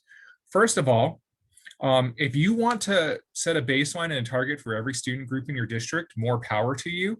Whoever's compiling those metrics at the end is not going to enjoy that process as much. So we decided in our sample LCAP to only target a specific group because that's where the variation was, right? I mean, all groups are important, but we know that foster youth had a particular need. The other thing is you might note that overall attendance rate, we have a 1% increase overall, but we've accelerated the target for foster youth to 3% growth. And then even on something like sense of belonging, 3.5 out of 4 isn't bad. I mean, ideally we would like it to be a 4, but maybe 3.5 is a realistic target. So sometimes it's okay to maintain a baseline. So we did have a growth target for foster youth on sense of belonging, but overall, we did keep that the same at 3.5 because we're never going to have perfect sense of belonging. So just some considerations as you set your metrics. So, and then these alternative metrics in lieu of dashboard data doesn't replace the need for interim metrics. So we have alternatives that we're doing because we aren't going to get our traditional measures, but you should also really have a way to have interim metrics that may not even be on the plan. So these ongoing metrics will allow for rapid iteration on change ideas as written in the action section coming up next. So you should use metrics aligned to the needs assessment to ensure comparability of that data. So here are some sample actions, okay? So another sort of thing we're going to hand wave, unfortunately, is that prior to choosing these actions, it's important to develop a theory of change. So it's easy to jump to solutions, or what we call solutionitis, but without considering the needs analysis to generate a theory of change, the chances of success will drop pretty dramatically. So one of the things we considered as we did this is we had a small initial rollout with a PDSA, or Plan, Do, Study, Act cycle to refine the initial change idea prior to wider rollout in year 2. So, you know, it's hard to balance the sort of deep, immediate need among all your kids with the sort of process of improvement science, but you will likely be served, especially with a sort of start small and scale out is a consideration. So if you look at how these actions are written on the next slide here, you're going to see some professional development, you're going to see some staffing, and you're going to see a program pilot. But we're being very specific that we're doing it at Clinton and Nixon elementary schools, and we're not necessarily planning to do it everywhere yet. And so we've got subs, we've got registration fees to attend, probably virtually to be honest, SEL workshops on trauma-informed practices and equity as hosted by RCOE. And then there's also some sort of district-wide work around organization to create a community of practice. Once again, we're hiring a counselor, but it's a pilot counselor. And then this sort of program here in terms of developing goals and partnering with RCOE for a pilot. Kathy, anything you want to add to this slide here? Well, I do want to say that even though these are our actions in our make-believe model, we are putting together a community of practice around SEL and mental health. And I'll post a survey in the chat once we're done. But we would love for you to participate in that survey and think about participating in the actual community of practice. So that again could be something that you write into your LCAP plans. So just something to think about. So once again, we have sort of some improvement science resources here. So next slide here will show, if you want better resources on theory of action, driver diagrams, or plan, do, study, act. And then the sort of substantive part of this again is there's just a big list of possible actions that you can consider to address SEL. So, and then anything you want to highlight on this slide, Kathy? Just again, CASEL has done extensive work with districts. They have the Collaborative State Initiative, and they have tons of tools and resources that they have created to help you with implementing an SEL framework, if you will, with fidelity across your district and across schools. So please check out CASEL. Okay, and conveniently, we have some trainings coming up.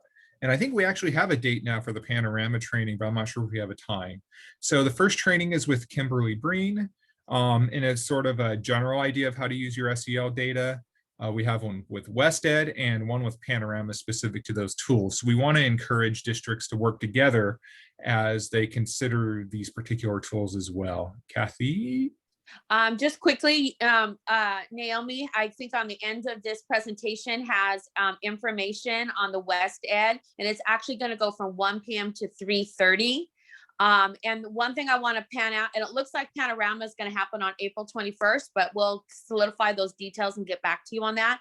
But know that all of these trainings are free, that we are covering the cost of these trainings. So please, please, please sign up. And just reap the benefit. All of these trainings should be phenomenal. Okay, I just saw the chat comment from Steve Aon earlier, and I appreciate his thoughts. Okay, improved services. So you've done all this work, and you've come up with some actions. Notice how we haven't talked about budget yet. We know sometimes the arrow of causality goes the inverse direction. It's like, gosh, I got to spend my supplemental concentration. But in this world that we're inhabiting, we get to improved services, and then we make the determination. Now, you might have noticed I left some pretty obvious signposts along the way that'll help us get here. So here's an example narrative, and this isn't perfect. This is kind of a first go at it. You'd really want to consider your own context when writing a narrative like this.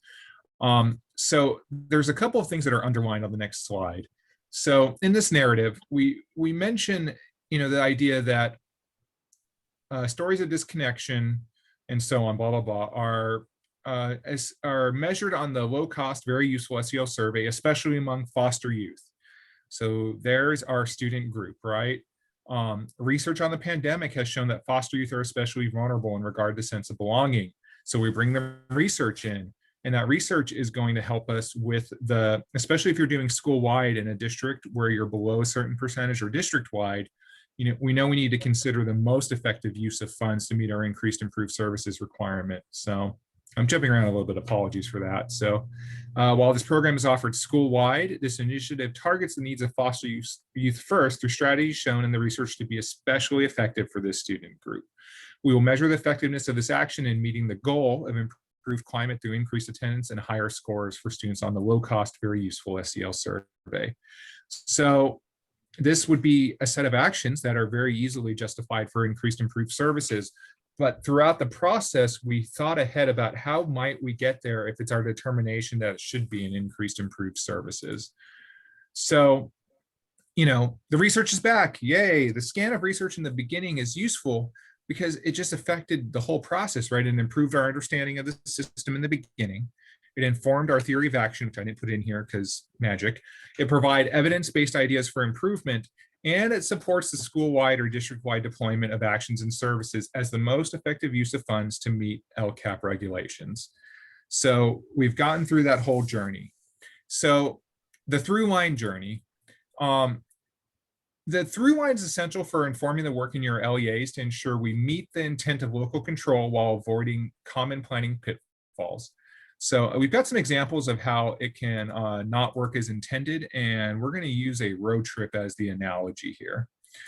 So here's our through line as visualized as a road. Apparently we're in England because we're driving on the left side. Okay, so here's a possible sort of pitfall. First one is solutionitis. So you get to the greatest needs and then you skip right to goals and actions. You skip over performance gaps, you skip over stakeholder input, and you just write some stuff and you spend some money. Okay. Another one is conclusory statements. Well, 99% of our students are low income. So because they're low income, we're going to provide it to all.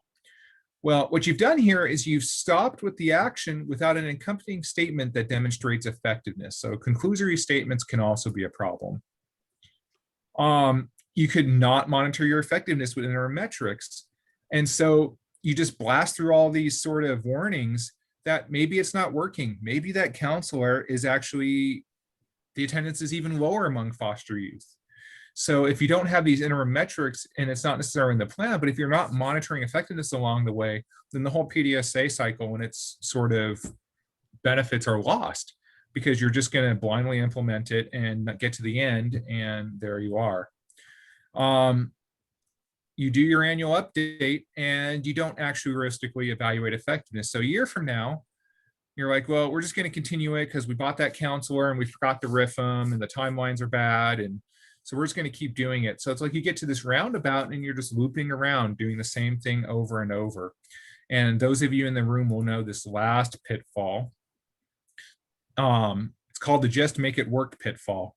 You get off the road, you drive on the sidewalk and you bypass everything and you just kind of ride it because someone told you to. Okay. So we got to really avoid this and really start from the beginning with the needs assessment in mind and get to the end. And now I know the realities of when this happens. And so this is sort of in jest, but we really, for the sake of our kids and our limited resources, need to, take this through line and follow it through. And we used SEL, but it could apply to any area. So let's bring it together with a few last thoughts here. So like I noted a couple of times, this was artificial and I was able to conveniently design it. We were able to conveniently design it to make it tidy and coming together to weave the LCAP through line, an improvement-centered approach, and create a level of coherence among all aspects of LCAP development. But like I said, it could be SEL, it could be any other needs identified by your district. It could be literacy, it could be, it probably isn't facilities, but it could be facilities, right? So this sort of coherence between improvement concepts and your LCAP can be powerful. And then a few other words here about SEL in particular from Kathy. So I think I've kind of said a lot of this already, but again, just the links we've provided in here are just great resources for you in the area of SEL.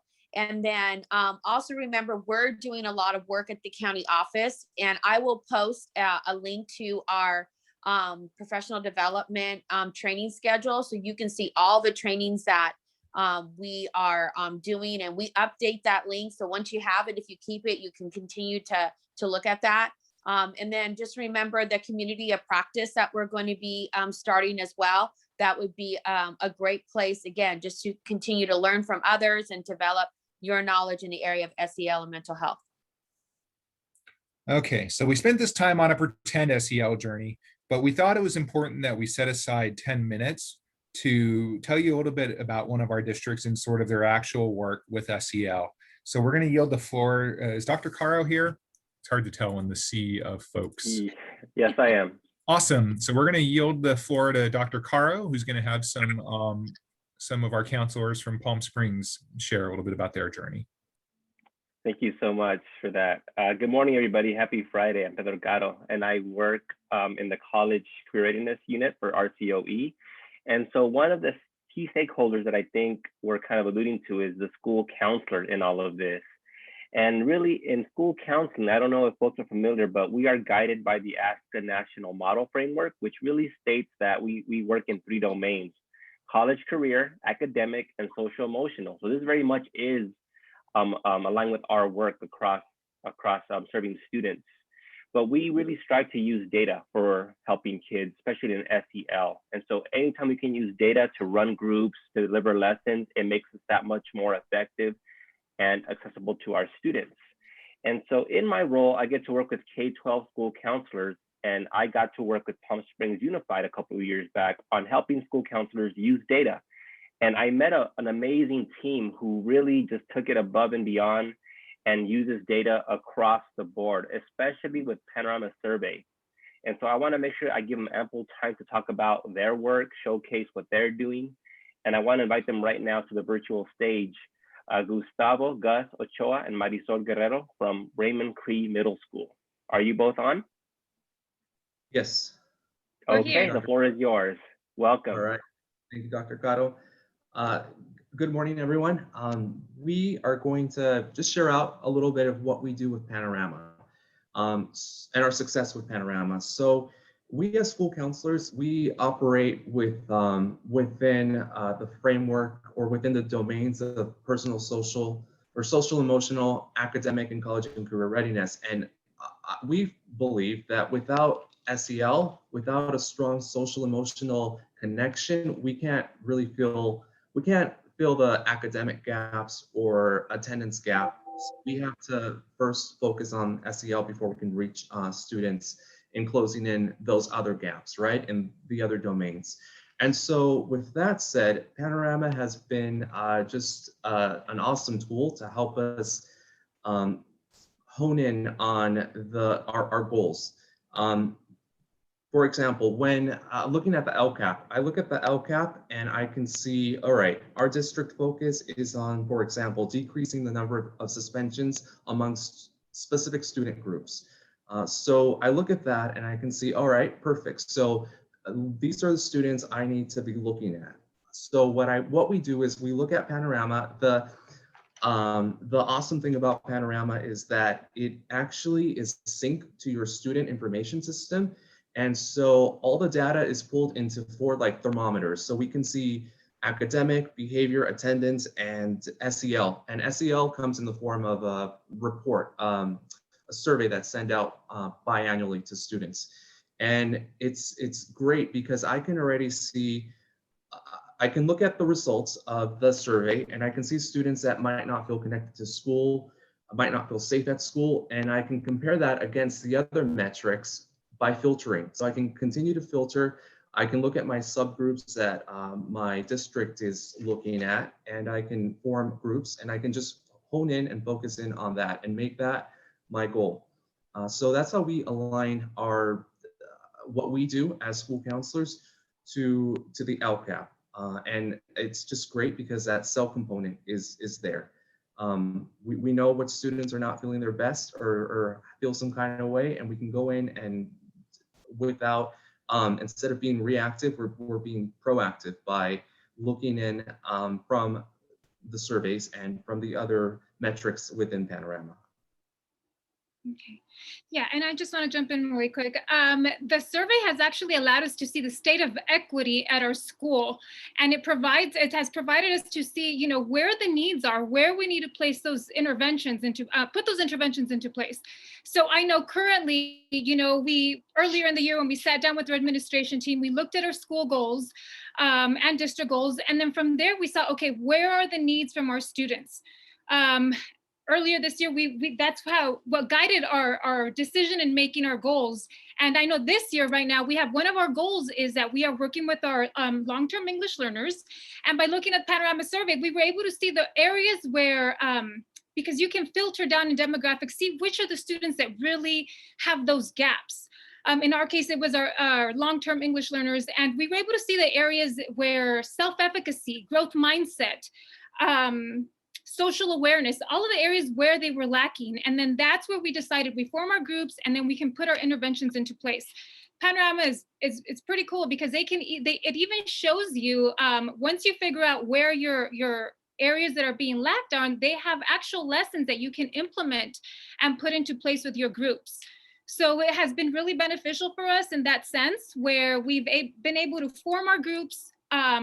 And then even with our groups, when we talk to the students individually, we can look at those thermometers and see, okay, yes, you were low in the area of growth mindset and self-efficacy, but we can also look at, it's a quick snapshot, live data of where they're at academically, attendance-wise, and behavior-wise. So it's been a win-win with it, a real easy tool to use, and it's really benefited our school. I just want to add one more thing. I think it's a success. It's a win. Last year we set a goal for ourselves.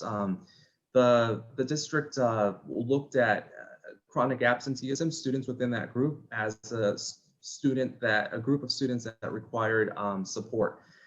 So we set a goal for ourselves. We looked at that group of students and we found them within Panorama because we can filter which students are absent 2 or more times in a month. And we're able to work with those students. And so we were being, again, preventative, right? And so before we would, at the end of the month, we would get sheets, reports saying, from the district, these students have been absent X many times, you know, they're already chronic students. So our goal was to prevent that. So we would do pre-starts, right? Not a start, pre-starts, sit down with students and have conversations with them. And we would set goals. So before it ever got to a start. And so we would involve the student, right? Their voice. And then we learned a lot from the student too. We found out a lot of stuff that helped us bring down the chronic absenteeism rate. So by the end of the school year, our goal was to bring down our chronic absenteeism rate by 15%. I'm sorry, it was 15%. Our goal was to bring it down to cut it 30%. So we actually exceeded that because by the end of the school year, although school closed in March, we were in March averaging a 9% chronic absenteeism rate or we finished the year actually with 9% absenteeism rate versus 15% the previous year. So it's really awesome because we're able to set goals and it's such a great tool and it's user-friendly. So again, it allowed us to be proactive instead of reactive and look at all of the data because there's a quick, clear snapshot from the beginning to start targeting those students and forming our groups or put our interventions into place.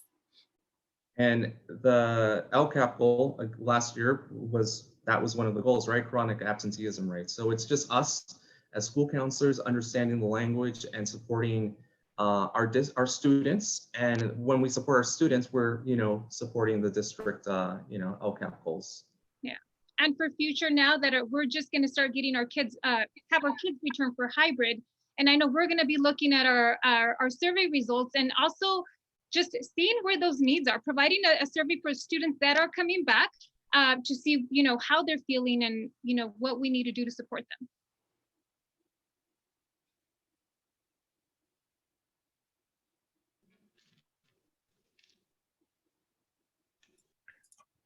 All right, anything else, Pedro, or anything else to add here? I just want to thank Gus and Marisol for coming out. I think it makes it so powerful when you have the folks who are actually leading this work at the ground level in the schools, sharing with you all, showcasing how they use data to achieve results and move the needle. So definitely they're rock stars for our county. You're getting lots of love on the chat, looks like, so check that out, Mr. Ochoa, Ms. Guerrero. You well deserved, and just proud to work with you both and learn from you each and every time. And thank you for all you do for our kids. Counselors rock. Thank you so much, everybody. Great. Well, so we have some questions for reflection in teams. And so what you saw was about the process of the presentation in terms of the through line, avoiding shortcuts and detours in terms of the through line, in alignment to improvement science concepts. But there's also some specific change ideas and supports, as well as possible metrics. Naomi, anything you want to add before we send them off to reflection in teams?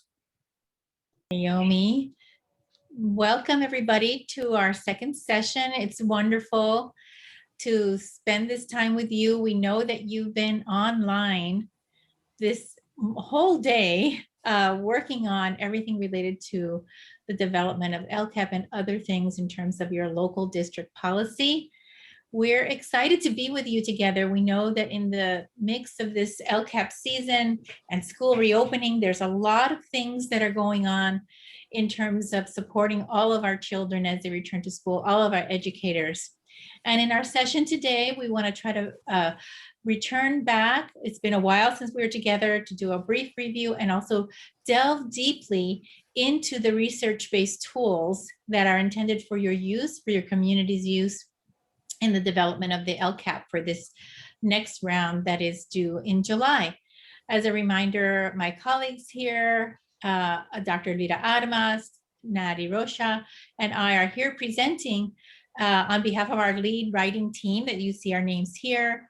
We will have links to all of the resources available for you. We know that many of you have already received a hard copy of the LCAP toolkit, and our amazing graduate assistant who's supporting us in our technology, Liz, is dropping into the chat all of the handouts, all of the resources along the way, the review of the materials from the first session.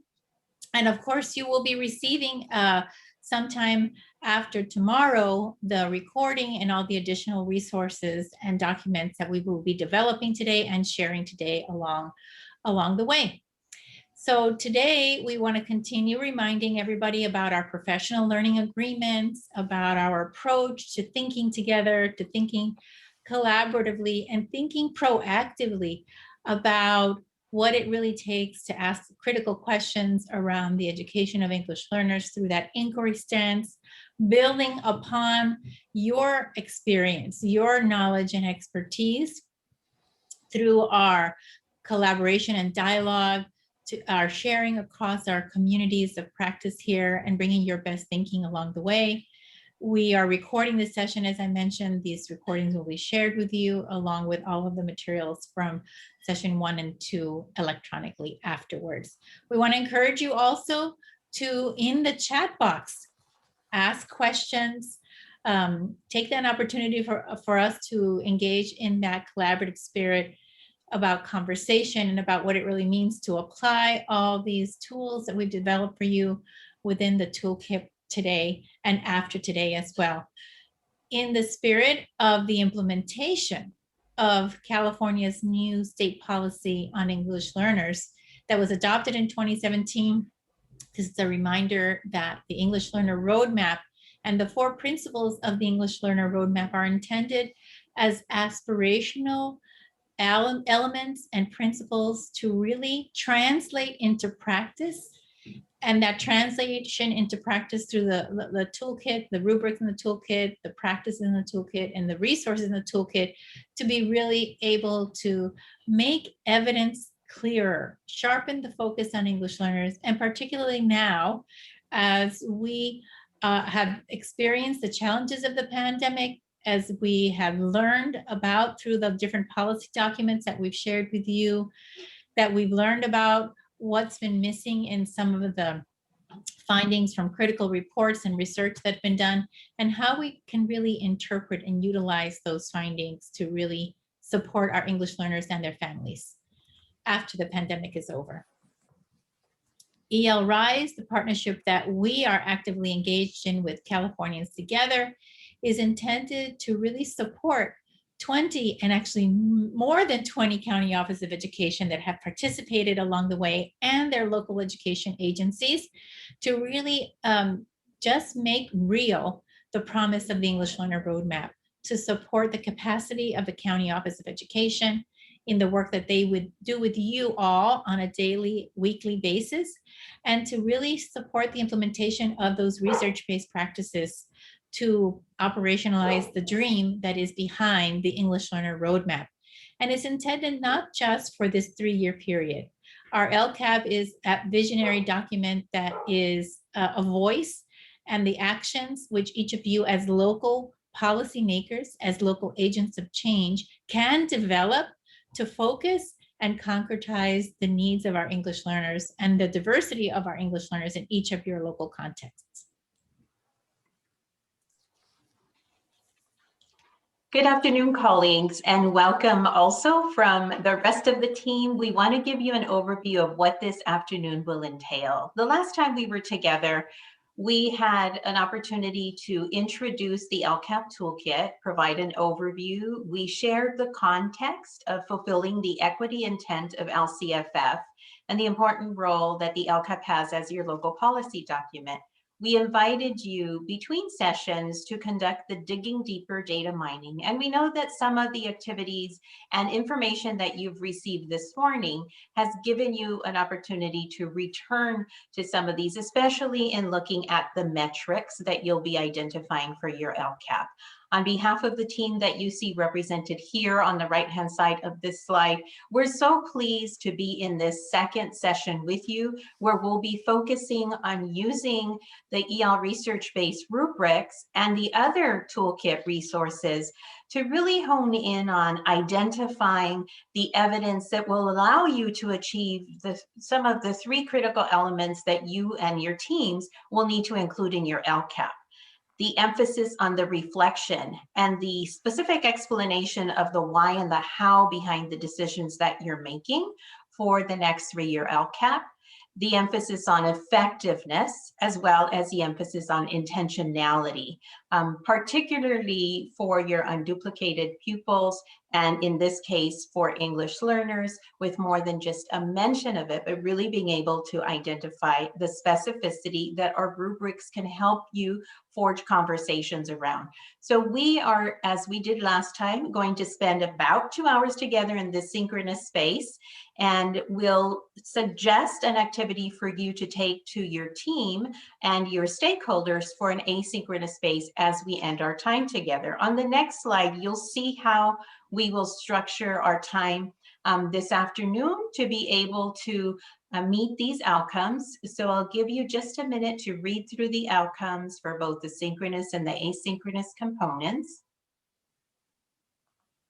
And as you're reading through them, think about, given everything that you have experienced today around the LCAP and what we're proposing for our specific section this afternoon, I invite you to type in the chat which of all of these outcomes you're prioritizing for yourself this afternoon. So we should see a nice waterfall in the chat so that we can acknowledge and affirm your incredible commitment to being here and to engaging in our professional learning session this afternoon.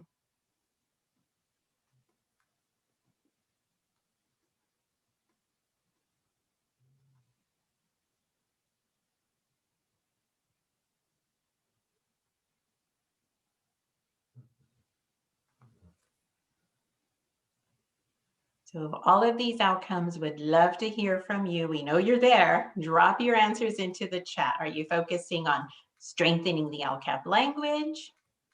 You focusing on priority areas? Thank you, Nicholas. Perhaps your focus is on familiarizing yourself with some of the other resources.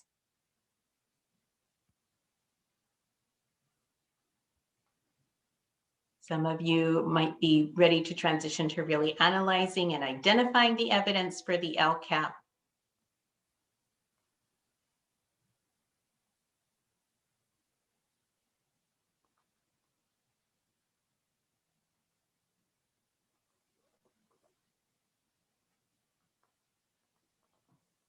So we see Lilia also committed to exemplary rubric language. Sherry to also strengthening and targeting language further. We know that many of you are currently engaged in iterative cycles of both writing and simultaneously reflecting on multiple documents that you'll be required to complete prior to July 2021. So we'll be sharing some information and aspects about how and why the resources in the toolkit might be useful to you and really meeting the outcomes that you set for yourself as part of engaging in this afternoon session. Let's look at how this time will be structured then. We will spend some time in cross-district teams at the beginning to really share some of the findings around what you found when you disaggregated the data, either on the dashboard or from your local metrics, to look at more than just the aggregate English learner results, but to look at disaggregated data. And our colleague Nati will share some highlights on how we'll do that. We will, on the right-hand side, return to the rubrics with a reminder not only of how they were compiled and what the architecture of the rubrics is, but also to look at an applied use to help you really identify the reflection component of what your actions and services were in your prior year LCAP, and how you're justifying the revisions of that and the way in which you're crafting your actions and services within the respective goals for your next 3-year LCAP. We will have a dedicated amount of time for you to work with your LEA teams, thanks to Brian, who will be orchestrating that for us. So know that this afternoon will be time well spent. We'll allow at least 25 to 30 minutes for you to work on analyzing your last LCAP, using one of our rubrics and coming to a consensus rating, as you see here, to be able to then lift the where and the how. You'll be strengthening language for your next 3-year LCAP. We know and recognize that many of you have other commitments this afternoon, especially because many of you are reopening your schools next week. And so we invite you to just let us know about that. And we can also invite you to think about how our time is structured so that you can be able to collaborate with your teams. We will end our time with sharing some of the other resources for what we call sharpening the focus. And we'll also leave you with some ideas on how you might take this with your respective teams to continue to inform your LCAP development processes. With that, I'll transition to our colleague Nati, who's going to give us an opportunity for previewing what we did in our prior sessions, since it has been a while since we have seen each other, and then really engaging us in where we left off and where we're going next. Thank you, Elvira. Good afternoon, everyone. It's wonderful to be with you again. And as Elvira indicated, we're going to go backwards before we go forward. Like any good teacher, we all want to connect to prior learning. And you've been doing a lot of learning aside from our workshop. You have been working with your county office very diligently to really build your capacity so that you can indeed be successful as you write and continue to revise your LCAP plan. So the last time that we were together, we did a little bit of the what and the why, and just dabbed a little bit in the how. We took a look at what was a new template for LCAP looking like, and what were the construction and the architecture of the rubrics that were included in the toolkit. The next part was on the why. Why was it that the changes were made? So we took a look at a lot of research and some studies that had been done that guided in the construction of these toolkit as to support you in the work that you are engaged in.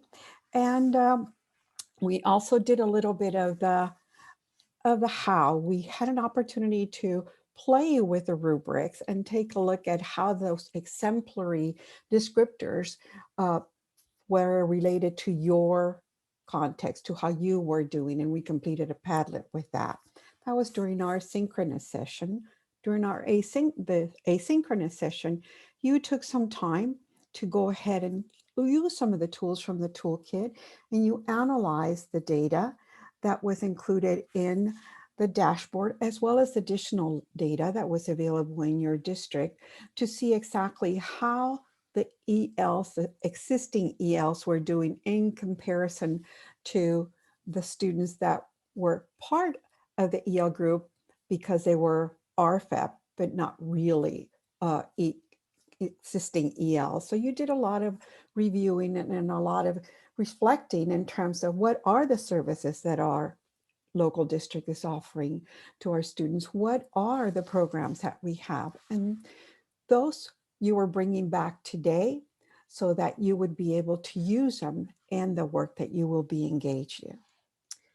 So this was just a review. We're going to give you some time to do some individual reflecting.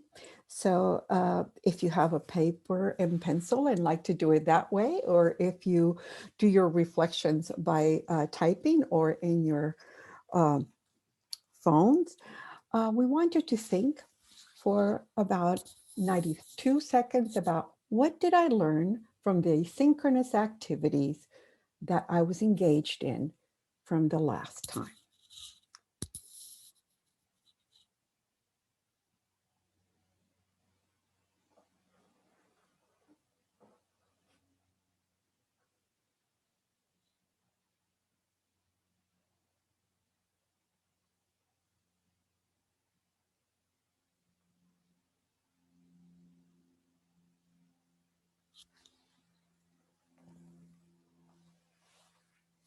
So I don't know if that was 92 seconds, but your mind is there and you are reflecting and thinking about what you learned from that, digging deeper into the analysis of data and into thinking of the rubrics that in your particular context.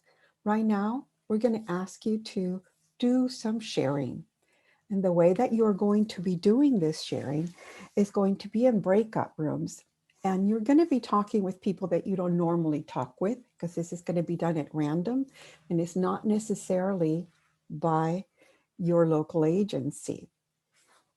You're going to share what you discovered as part of the asynchronous decision and some key ideas with this group. And then as a group, you're going to find one commonality that you would want to share with the group at large when we come back from this asynchronous activity. You're going to have approximately, I would say, 10 minutes to have this conversation so all of the voices in the smaller groups can be heard.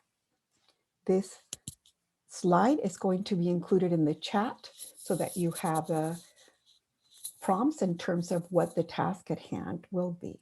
What questions might you have about the task at hand? I don't see hands.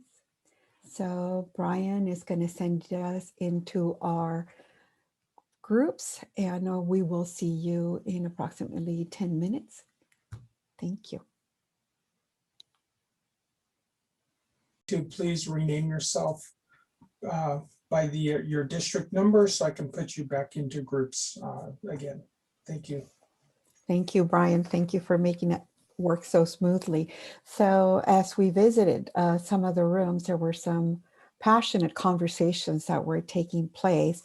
So we'd like to hear from a couple of participants in terms of what were some of the commonalities that you found in your discussions. Oh, thank you, Lilia. You're muted. Yes, sorry. My group, we basically talked about something that we didn't really learn, but it was reinforced. And that's the fact that when English learners and RFEP students are lumped together, they tell a story, but when we disaggregate the data, they tell a different story. And so I think we all agreed that our English learners are, as a group, not doing anywhere near as well as as our English only students. But we also agreed that our RFEP students are outperforming our English only students as well. So it's good to see the work that we are doing that ultimately leads our English learners to reclassify, how well they do once they reclassify. So it's really looking at services and supports for our current English learners to get them to advance as well and get them to that reclassification status. So some moments of joy there when you notice that the work that you've put in for those initial English learners is paying off as you see them outperform other groups and learning from that. Right. One of the things that I found from our asynchronous activity is that our number of RFEP students was larger than our number of English learners of the data set that we were looking at. So that was very encouraging for sure. Wonderful, thank you. What else did you discover in those or reconfirm as Lilia just shared in your conversations? We'll have someone else share. I'll share. I had Magali with me in the group. And so in our district, and Lilia Villa is also the director we're from Moreno Valley Unified. One of the indicators that we as a district looked at for all of our students was grades. How many students received those D's and F's? And so our ELs receive high percentages of those grades. So we had to look at that by grade level, by department at the high school, by subject area, and started to have those discussions, which are hard to do, with practices of grading and equity. And what are we grading? Are we grading access to technology? Or are we grading parent involvement and engagement at the elementary level? What do these grades really mean? And so it's led to a lot of discussions, both at the district level and at school sites, about practices of grading, specifically right now, because we're focusing on our EL students, looking at that. And how does that affect not only their progress, but reclassification, so really are having those discussions.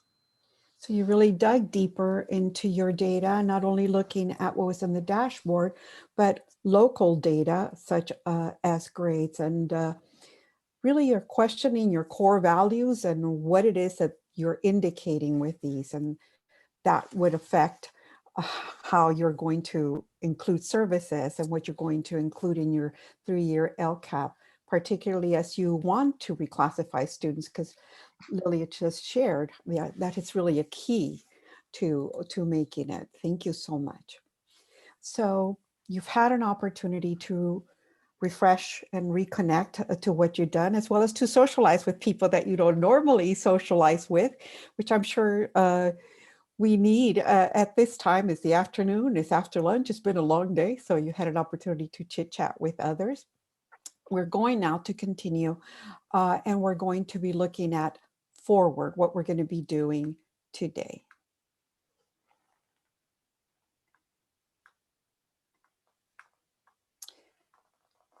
So today we are going to be engaged in the part 2 that you see here. And so we're going to go deeper into utilizing the LCAP rubrics in order to analyze and reflect on what is included in your existing LCAP. And some of you might have brought your electronic copies of the current LCAP that you're working on. So you'll have an opportunity to do that as well. So this portion of our presentation will go deeper into these particular areas. As you just reconnected with colleagues the last time that we were together, you had an opportunity to take a look at the actual architecture of those 7 rubrics and how they were aligned to not only the EL Road principles, but to the LCAP. And you had an introduction to that structure by doing that Padlet activity and getting to look at the exemplary descriptors for the one area that you had chosen and doing some reflecting on what your existing LCAP plan was like. Today, we're going to share a protocol and a couple of structures that you might want to utilize. They're included in the toolkit to do some analysis of your own work. The phases that are included in this protocol are three. And the first one, step one, the introduction of the EL rubrics. Well, you did that the last time that we were together. You had an opportunity to take a look at what the rubrics were like and what their architecture was like. There's a sample agenda, and you also have the recording as a resource if you chose to take this back, or if you've already done it to work with a group of participants from your own district that are working on the LCAP development. The second phase, which is included on page 27 of your toolkit, is the whole idea of analyzing that LCAP evidence. And we're going to dig into that today. We're going to share a protocol that you can use to look at that evidence and then analyze it.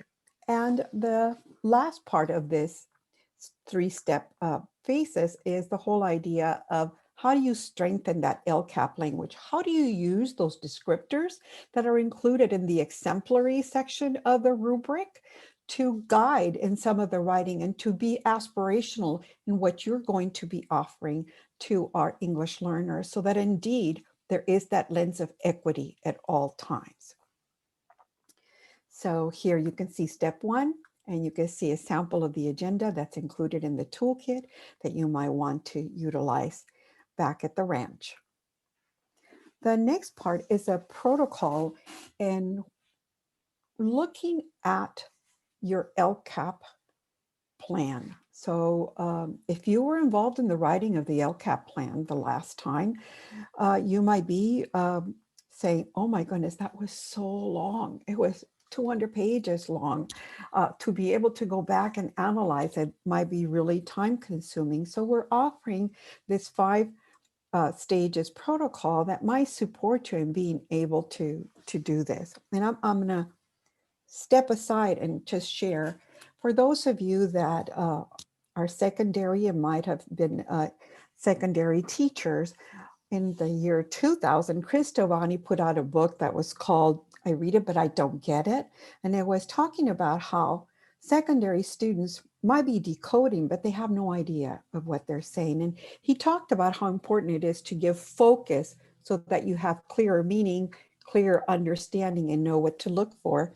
And one of the strategies that he shared was to have students read this article that he had included in the book that was called The House. And so first time the kids did it, they just highlighted everything. He said, what's important? And they were highlighting everything. Then he had them take a look at it and said, okay, let's take a look at it. If you were a realtor, what would you be looking for in this? What would be important to you as you read this? So what we're asking you to do in that first step is put that hat on. How are you going to be looking at it? Through what lens? And that the way that we would be doing that would be through creating an inquiry question. This one here on the screen is one you might want to use, or one we're using as a sample. So to what degree did our district LCAP specify goals, actions, or services in the area of ELD that contributed to positive outcomes for English learners?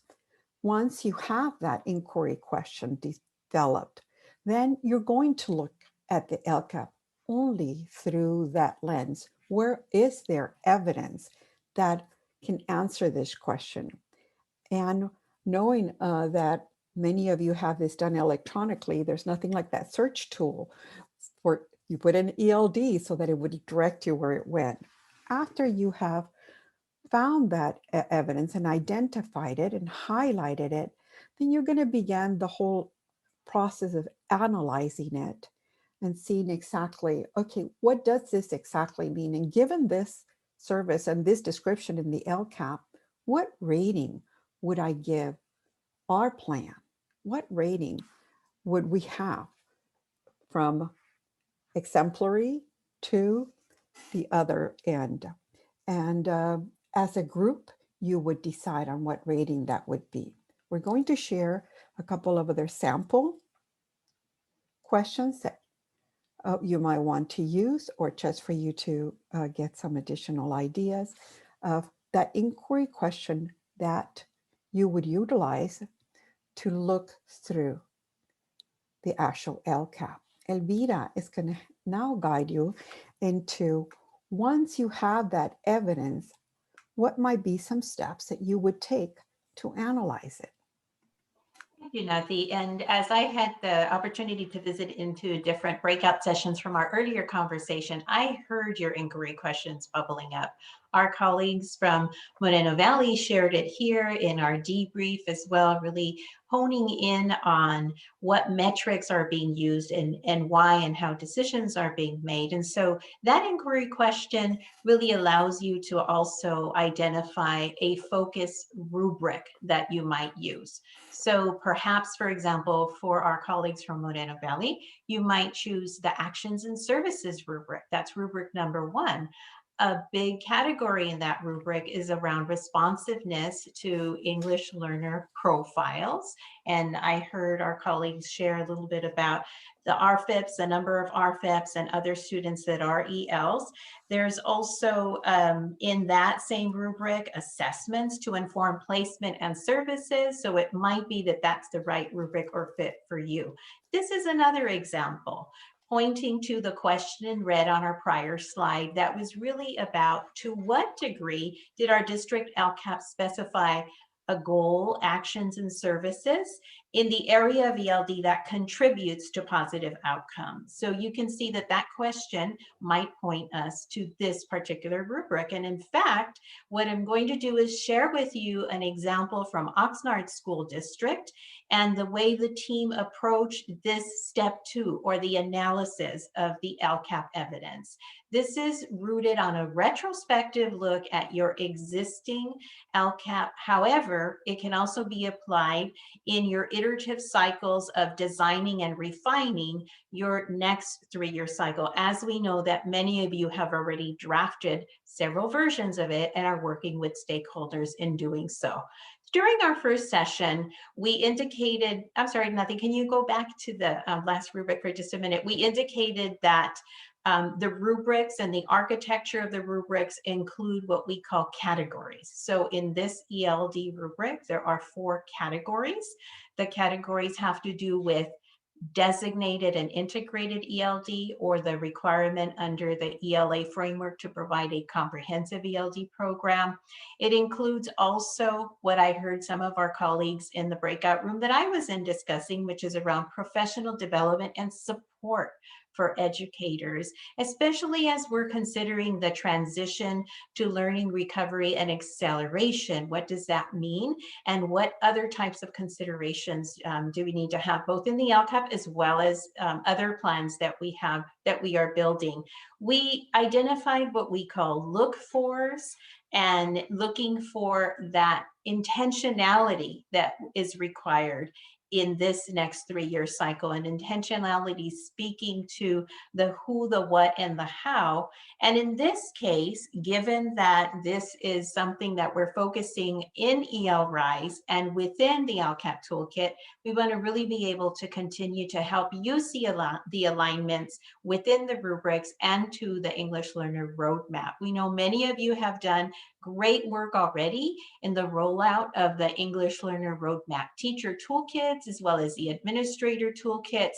And something that we want to really underscore is the potentiality of not only exploring the principles, but the elements within the principles that inform the specific language that you see here on the exemplary category, but that also inform the actions that you might take and how you define the services related to those actions. As a concrete example, if we look at Principle 2, it speaks to the intellectual quality of instruction and meaningful access. Within that, there's an element that describes specifically integrated and designated ELD, and that's element 2A. So there are some great examples, illustrative resources that you can use to draw from. 1, to have the conversations, 2, to envision the possibilities, and 3, to design with intentionality. Principle 3 speaks to systems conditions that support effectiveness. And a core part of that is element 3D, which is the capacity building. So you see capacity building certainly built into this particular rubric. Why is it important for us to look at it through the lens of the specificity of our actions and services as it relates to not only the 8 state priorities, but also the English Learner Roadmap policy? Because we have a big task ahead of us, along with many other tasks now. And on the next slide, we see that it is in fact 3 plans that we are considering, all due July 1st, 2020. And you heard about it this morning, you've heard it in other contexts.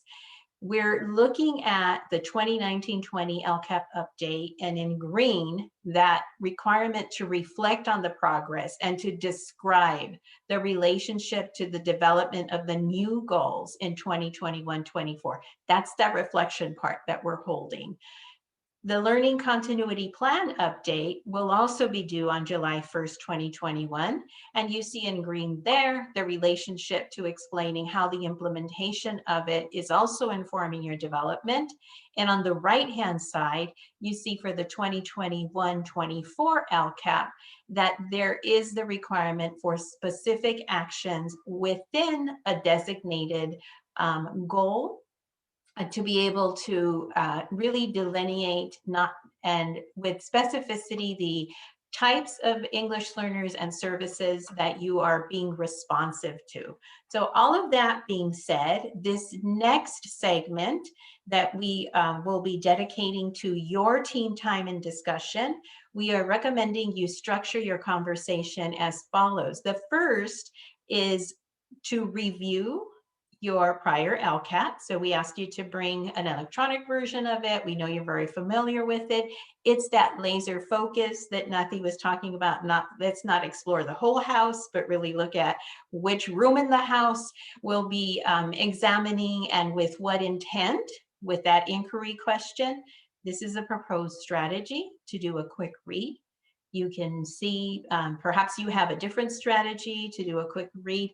We're going to show you an example on the next slide of how our colleague from Oxnard engaged in this strategy, in the application and applied use of the strategy. So on the next slide, what you see is that after doing a review of some of the introductory sections of the LCAP, this colleague, along with her team, really drill down on LCAP Goal 1, and you can see what they stipulated as Goal 1. And within that goal, really wanted to examine the number of mentions and really the intent behind those mentions of the planned actions and services related to this category under LCAP Goal 1. So that was the first step. That's what we're going to ask you to do, is to find the evidence. You and your team will find the evidence, and then we're going to ask you to have a conversation based on that evidence and assign yourself a rating for your LCAP. We can use a consensus scoring, if you will. So here on our fly-ins, we see what our colleagues identified from the greatest progress section, from the greatest needs section in those actions, and that this is how they rated themselves.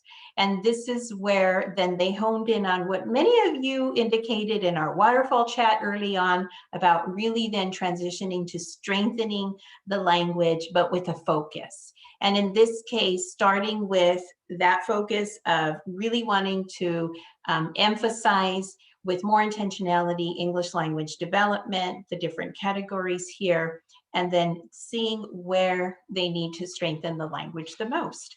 And so we offer this as a way for you to think about how to engage in a conversation. You've committed to this time, and we want you to feel that it's a valuable use of your time, guided by your inquiry.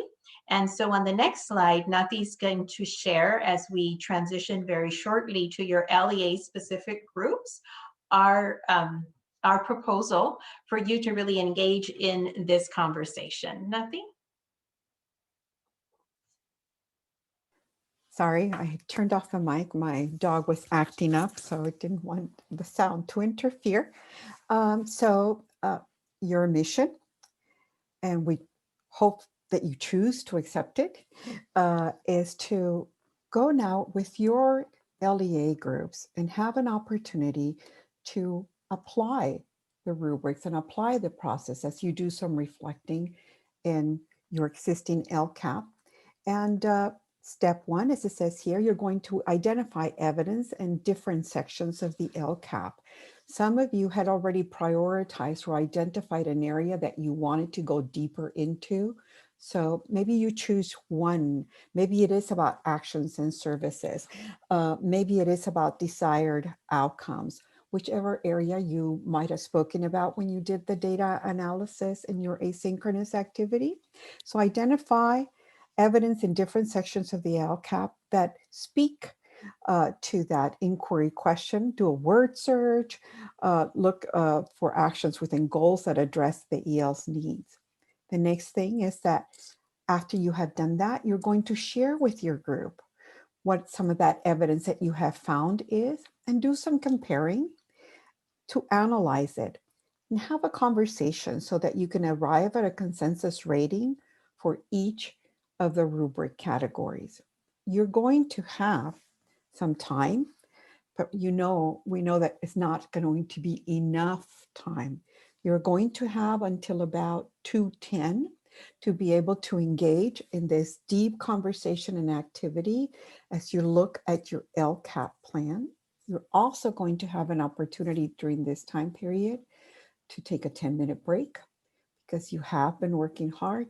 You have been engaged in learning and in workshops all day long. So we want to make sure that you take care of self so that you can take care of the task at hand. The directions of what your task is will be, of course, included in the chat, as well as the PowerPoint has been included in there so that if you want to review some of the strategies, they're there as well. Given the directions, given the time, what questions are surfacing for you?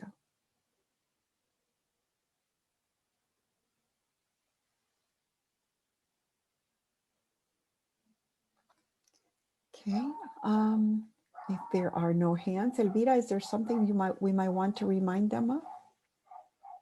No, Brian, thank you for continually helping us to orchestrate the LEA specific groups. These are similar to the way that you've grouped yourself in the morning. And so if we look at our time, we'll call it 1:30. So we have a 40-minute chunk between now and 2:10. 10 minutes of that. Again, we want you to stand up, take a break. You and your team can decide when that best suits your needs. We will be visiting your breakout rooms and available also if we can help clarify anything. And we are looking forward to hearing about your focus and the process when we return back to our main session. So whenever you're ready, Brian, we're ready for our breakouts. What are some areas in which you might have found some weaknesses that really propel your work forward?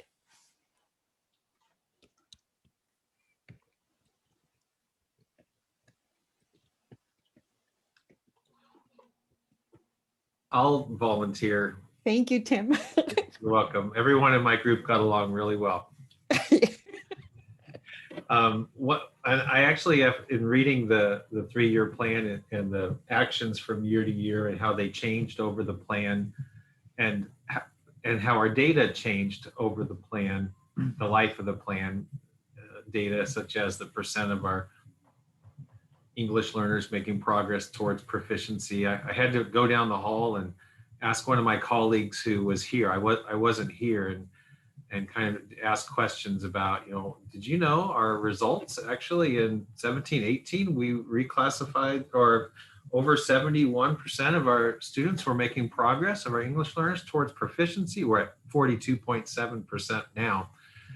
And, what was happening? Because I saw professional development, I saw, sign-in sheets for trainings, but I really wanted to know what was happening. And it was really, we had a teacher on special assignment at each school who was hounding the teachers and coming in and doing the printing and the preparation for the teacher, for those students, so that those students had an advocate. But when that role changed to having a school counselor funded in our LCAP plan, the professional development and the modeling didn't stick. and it ceased to be part of the support our English learners were getting in instruction, and that was supported by the evidence that we see now in our practice. So that priority is, having it stick, and having our teachers understand the why. And I think the book you're referring to was Find Your Why, the blue letters. Okay, I looked it up. And having professional development and accountability, not just with the teachers, but our whole system. So it sounds like you're reflecting on the rubrics, took you on a real journey back, and you were able to identify in your district at one given time that there were some very specific actions that contributed to students in gaining language and improving and reclassifying. So there were some things that were taking place at the time, and that specificity and that causation or correlation between what the actions that we're taking and the effects are the types of things that we want to be thoughtful in our LCAP writing. What else surfaced for you? For me? For anyone. That would want to share.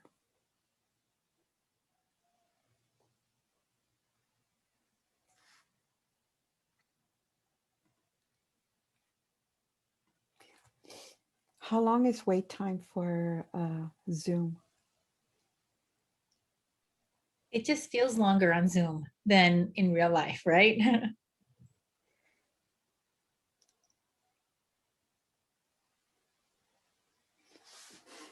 Share that we have Nicholas from her. Oh. Thank you, Nicholas. It would help if you maybe saw me. It feels a little more personal. We had a good discussion as a team looking at our actions and services in the LCAP, but using that rubric, it initiated some good conversations with perhaps there's movement within the way we are capturing items in our LCAP to move to more describing our services and programs, and maybe less of it being tied to more budgetary items. And that rubric, I think, has helped us kind of think through that process some, because there were some criteria on there. We thought, well, we do that, or we are in the good category, but if you look at our LCAP, it doesn't capture that. And so there's opportunity to capture some ways, and of course there was other areas that there's room for improvement. So it was good. It was a good process for our team to start to look at that. So you also discover what had not been included, but it's actually a practice, a culture in the district that has supported it. Thank you. Thank you, Nicholas. We're going to continue with our learning, and to take us into part 3, I'm going to give it back to, is it Magali or Elvira? It's Elvira. I think it's Elvira next. Thank you, Elvira. And so as we transition then, this is a great segue, and wait time does work in the virtual sense as well, and really appreciate the deep conversations that you had and allowing us to visit into your spaces within those conversations. As we transition to the last part of our time together, we're going to spend that time in part 3 of the toolkit. And we'll highlight these 4 additional resources and tools.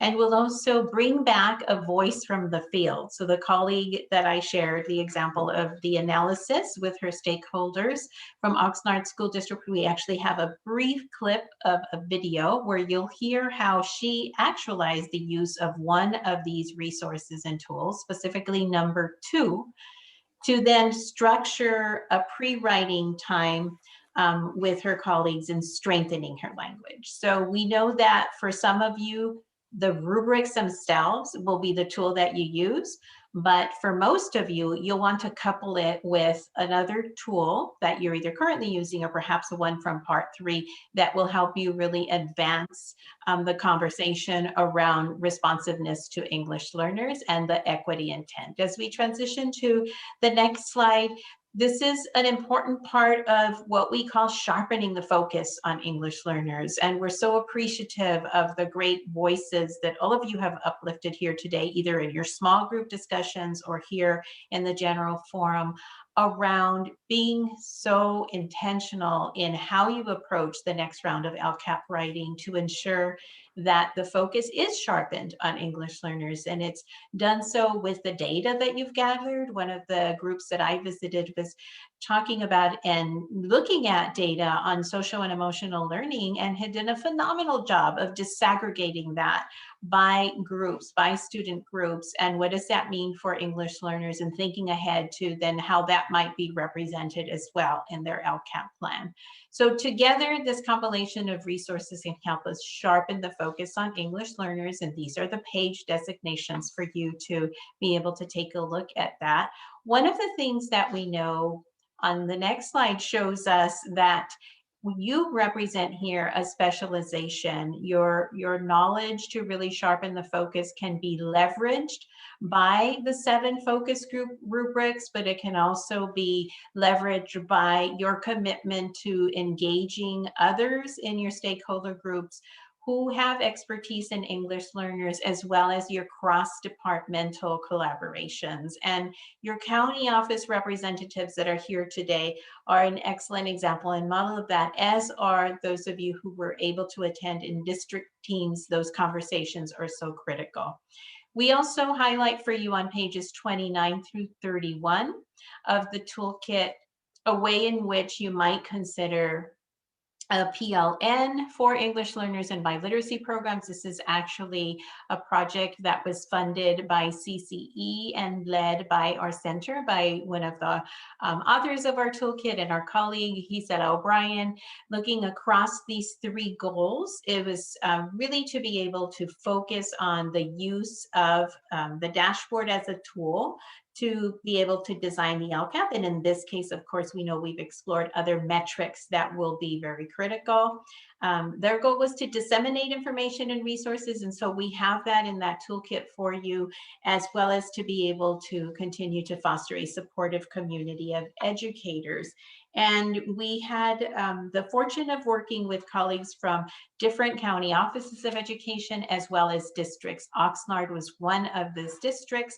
And we focused on, as you'll see in the next slide, that 3-step process to be able to really work towards that July 1st deadline, and what the reflection components need to be, which you've been involved in having those conversations. So we want to come back to then what that means in terms of how we're suggesting you approach the use of the toolkit in its entirety to be able to meet all of these goals with the deadline and with that sharpening the focus on English learners. So let's take a look at that 3-step process one more time.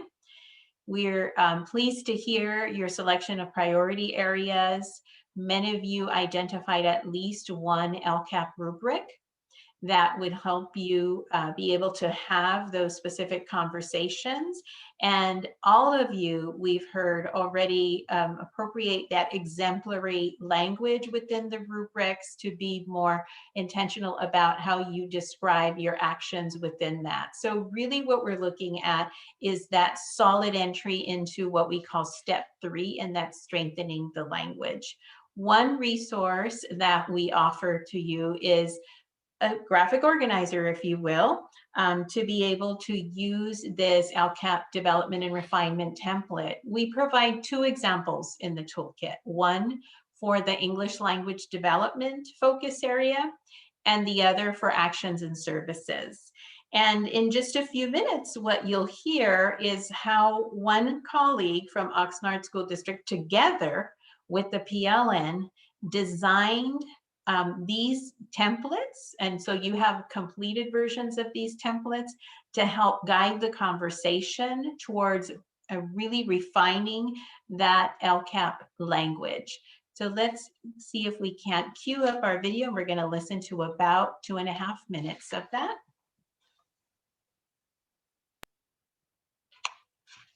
Thank you, Magali, and thank you for having me here today.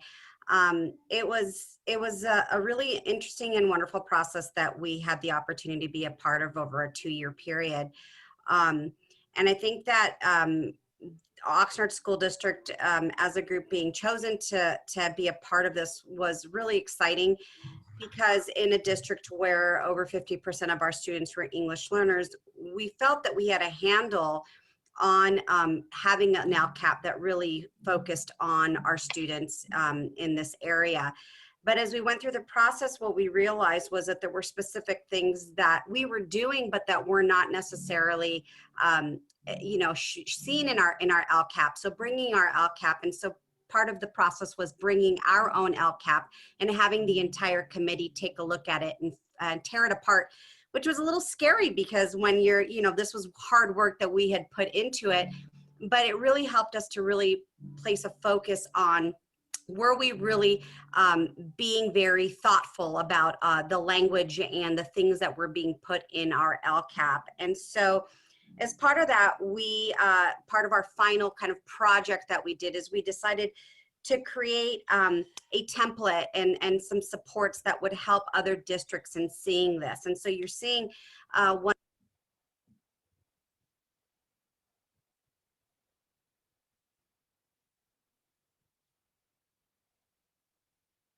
Oh, it sounds like our sound stalled. And so what our colleague goes on to describe is that these are template categories, and she describes how and why these template categories were selected. And we actually have a sample of this template in your PowerPoint. So as soon as we can come back to the PowerPoint, and we'll go to the next slide. And you have the full video clip for yourself, so if you want to take a listen to it. But essentially what she describes is how they used the exemplary descriptors from our rubrics and highlighted that. They highlighted key terms, identified how those key terms would be able to support them in turning around and creating strong language. So one of our colleagues stated earlier that there are practices that are occurring, but they weren't evident in the LCAP. And so how might you take the language from what we offer in this template and what we offer in the rubric to appropriate into your LCAP is something that you can glean from. And there are 2 examples in the LCAP toolkit for you to see that. And as we look at the next slide, then we'll see how they turned around what used to be in their language. So here's where you're reflecting on what was written before, and you're analyzing what was written before, and you're justifying why and how you're refining your language and actions and services. So this is from their previously stated LCAP language realization that there is a need to refine that language. And on the right-hand side, as you visit page 39 in the toolkit, you'll see with specificity that they uplifted the data. So in this case, very solidly speaking to district math performance data. So it's local measures for English learners, and the why in this 3-year plan. This is from their previous cycle. They're focusing on integrated ELD in math. And then delineate what they're doing on an annual basis to be able to be responsive to English learner profiles. And that's also reflected in our rubrics, using, in this case, empathy, building awareness and understanding of the needs for language development, and engaging with colleagues and educators in building expertise and providing integrated ELD, along with mentor math teachers and ELD TOSAs. So it's that specificity responsive to what was explored in terms of the data inquiry. And that really leads to the description of what you're required to do, the needs. What are the needs? What are the conditions? What are their circumstances? How are you designing the content and the methods and the where for that? So this is an example from Oxnard. Also, again, in your toolkit that can help support your next steps. As we move to the next slide, a click away, we'll see This is a refinement of the language. And as we move to the next slide, Magali's going to highlight for us a little bit about how we envisioned your team being able to continue to engage in this asynchronous space. And we know that you have colleagues who weren't able to stay the full time today or weren't able to be with us today, which is why we designed this space to be tailored to when you're able to go back to your context and continue this deep level conversation. Magali?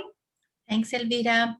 And definitely the invitation to engage, to huddle with your colleagues at a time that's convenient for you, and to use the understandings and the new learnings about the LCAP toolkit, plus what you already know about your current context through the initial conversation that you had this afternoon with looking at your current LCAP and identifying what areas would strengthen that language.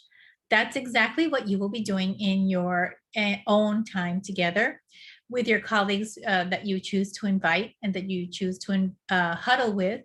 And that is the asynchronous space that on this Friday afternoon, we invite you to identify what, when, and where that space could be.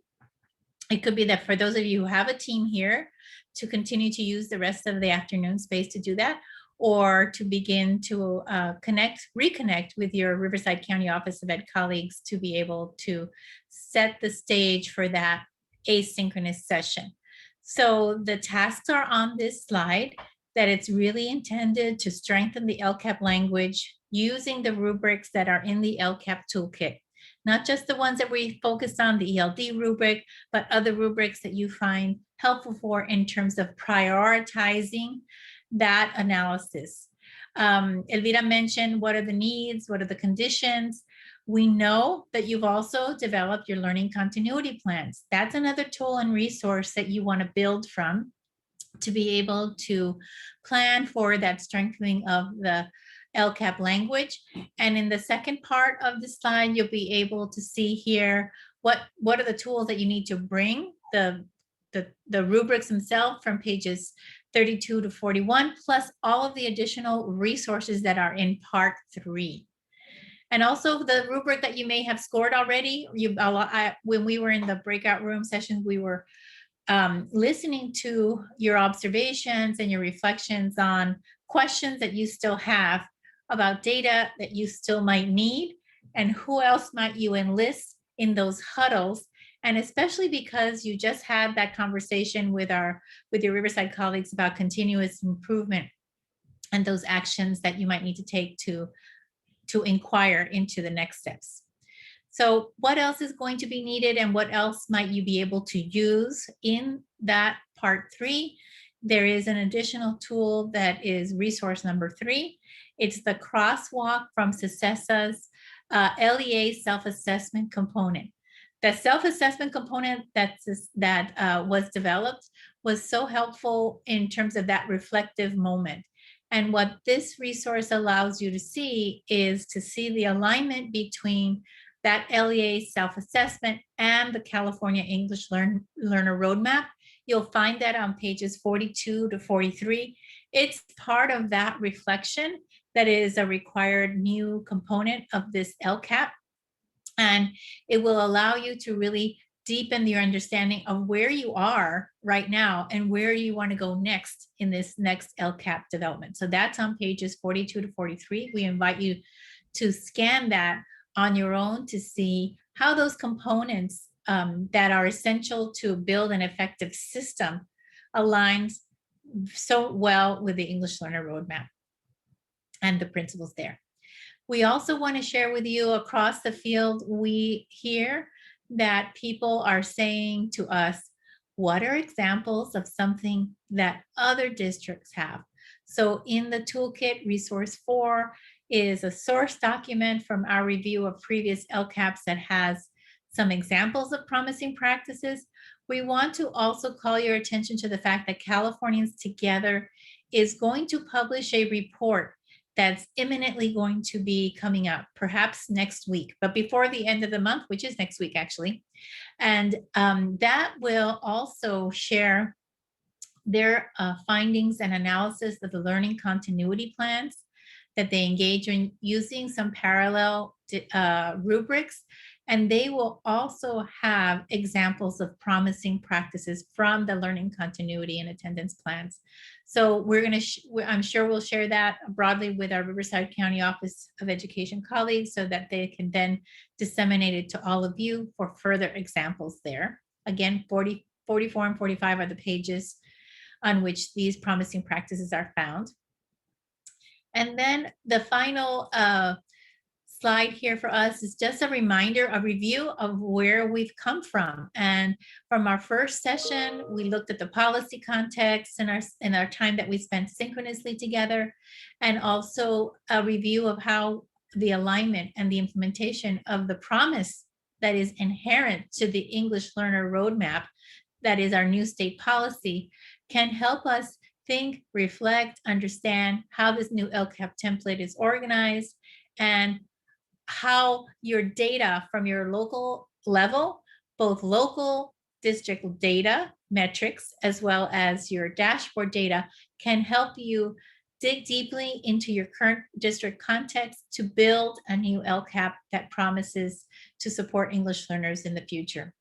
And today we had an experience with giving it a go, as Elvira likes to say, with scoring a rubric, to give it a go in terms of what would it take to strengthen and highlight that focus on English learners and sharpen attention to what their needs are in alignment with the 4 principles of the English Learner Roadmap and all of the elements therein. And then we had an opportunity to review the other resources with the invitation for you all to go next to the next part of our time, or the time that you select that is most convenient for you, to really continue the work on analyzing your current LCAP with other tools that you have to strengthen and sharpen that focus. Again, with that target being the exemplary level on the LCAP rubric descriptor language.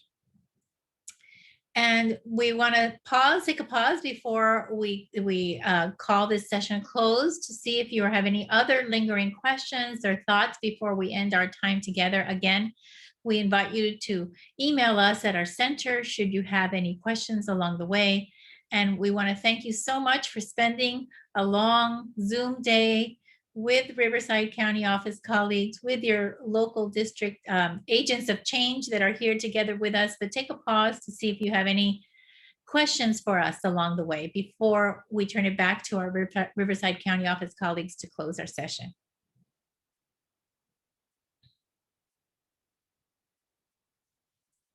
See, are there any questions in the chat?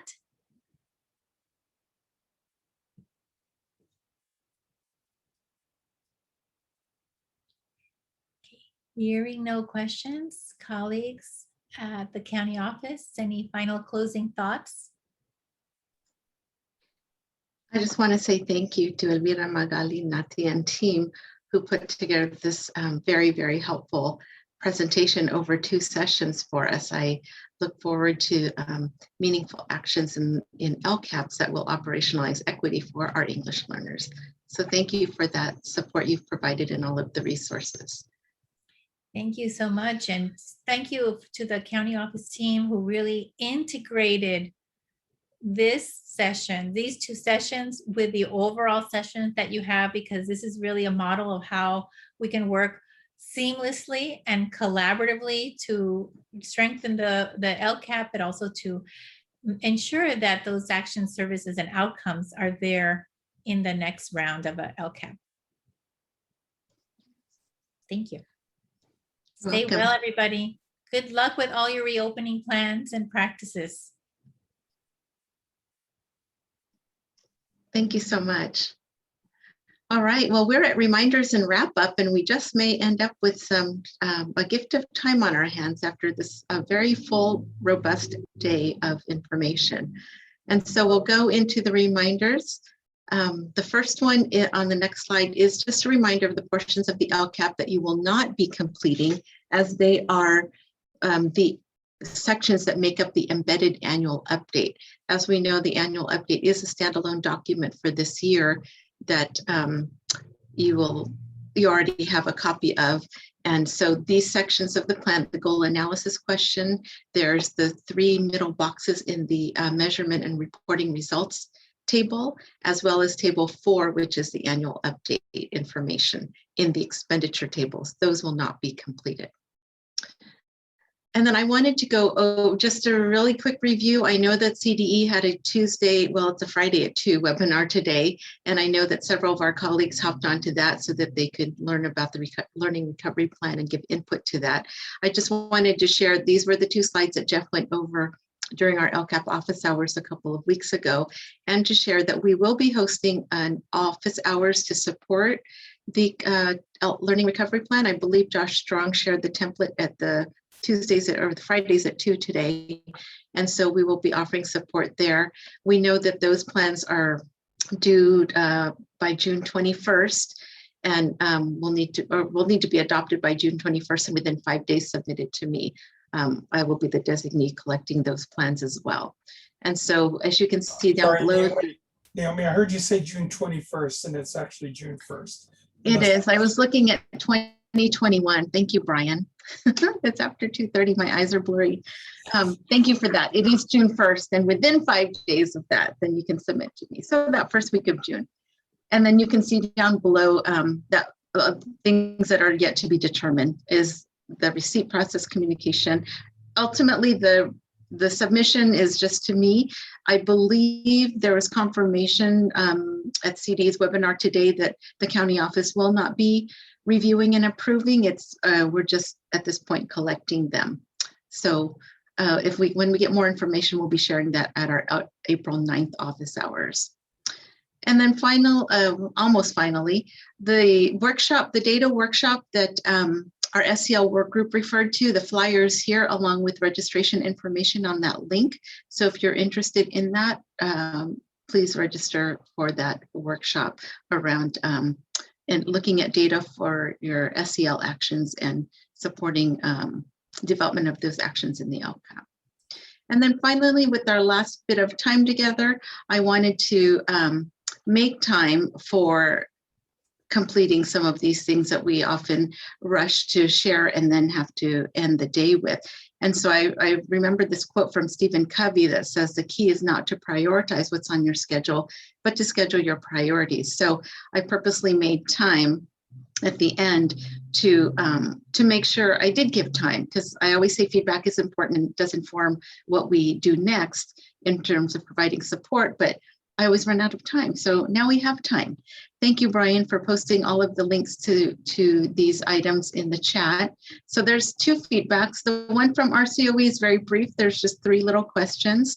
The EL Rise one is very brief too. And then for those who still need to sign up for FastPass or have a desire to, please click on that link and complete the form. And then if you would like to join the last LCAP workshop of the year, the registration link is there. So I'm going to give you some time to do that. But before you do, I just want one last thing. If you ever have questions, your team of superheroes here is ready to respond. Just pick up your bat phone and call us, and the Avengers will assemble and provide whatever support that you need. The following slides will, you can see who our team of superheroes are. But I thank you for the privilege of your time today. I know it was a long day, lots of information, lots of things going on. But if you can take the next few minutes just to complete the feedback, the survey, and register for the workshop, we would really appreciate that. We will stay online for those who have any questions for us. And other than that, I wish you a wonderful afternoon and a very beautiful weekend. Take care, everybody. Be well, stay safe, and best to all your reopening plans.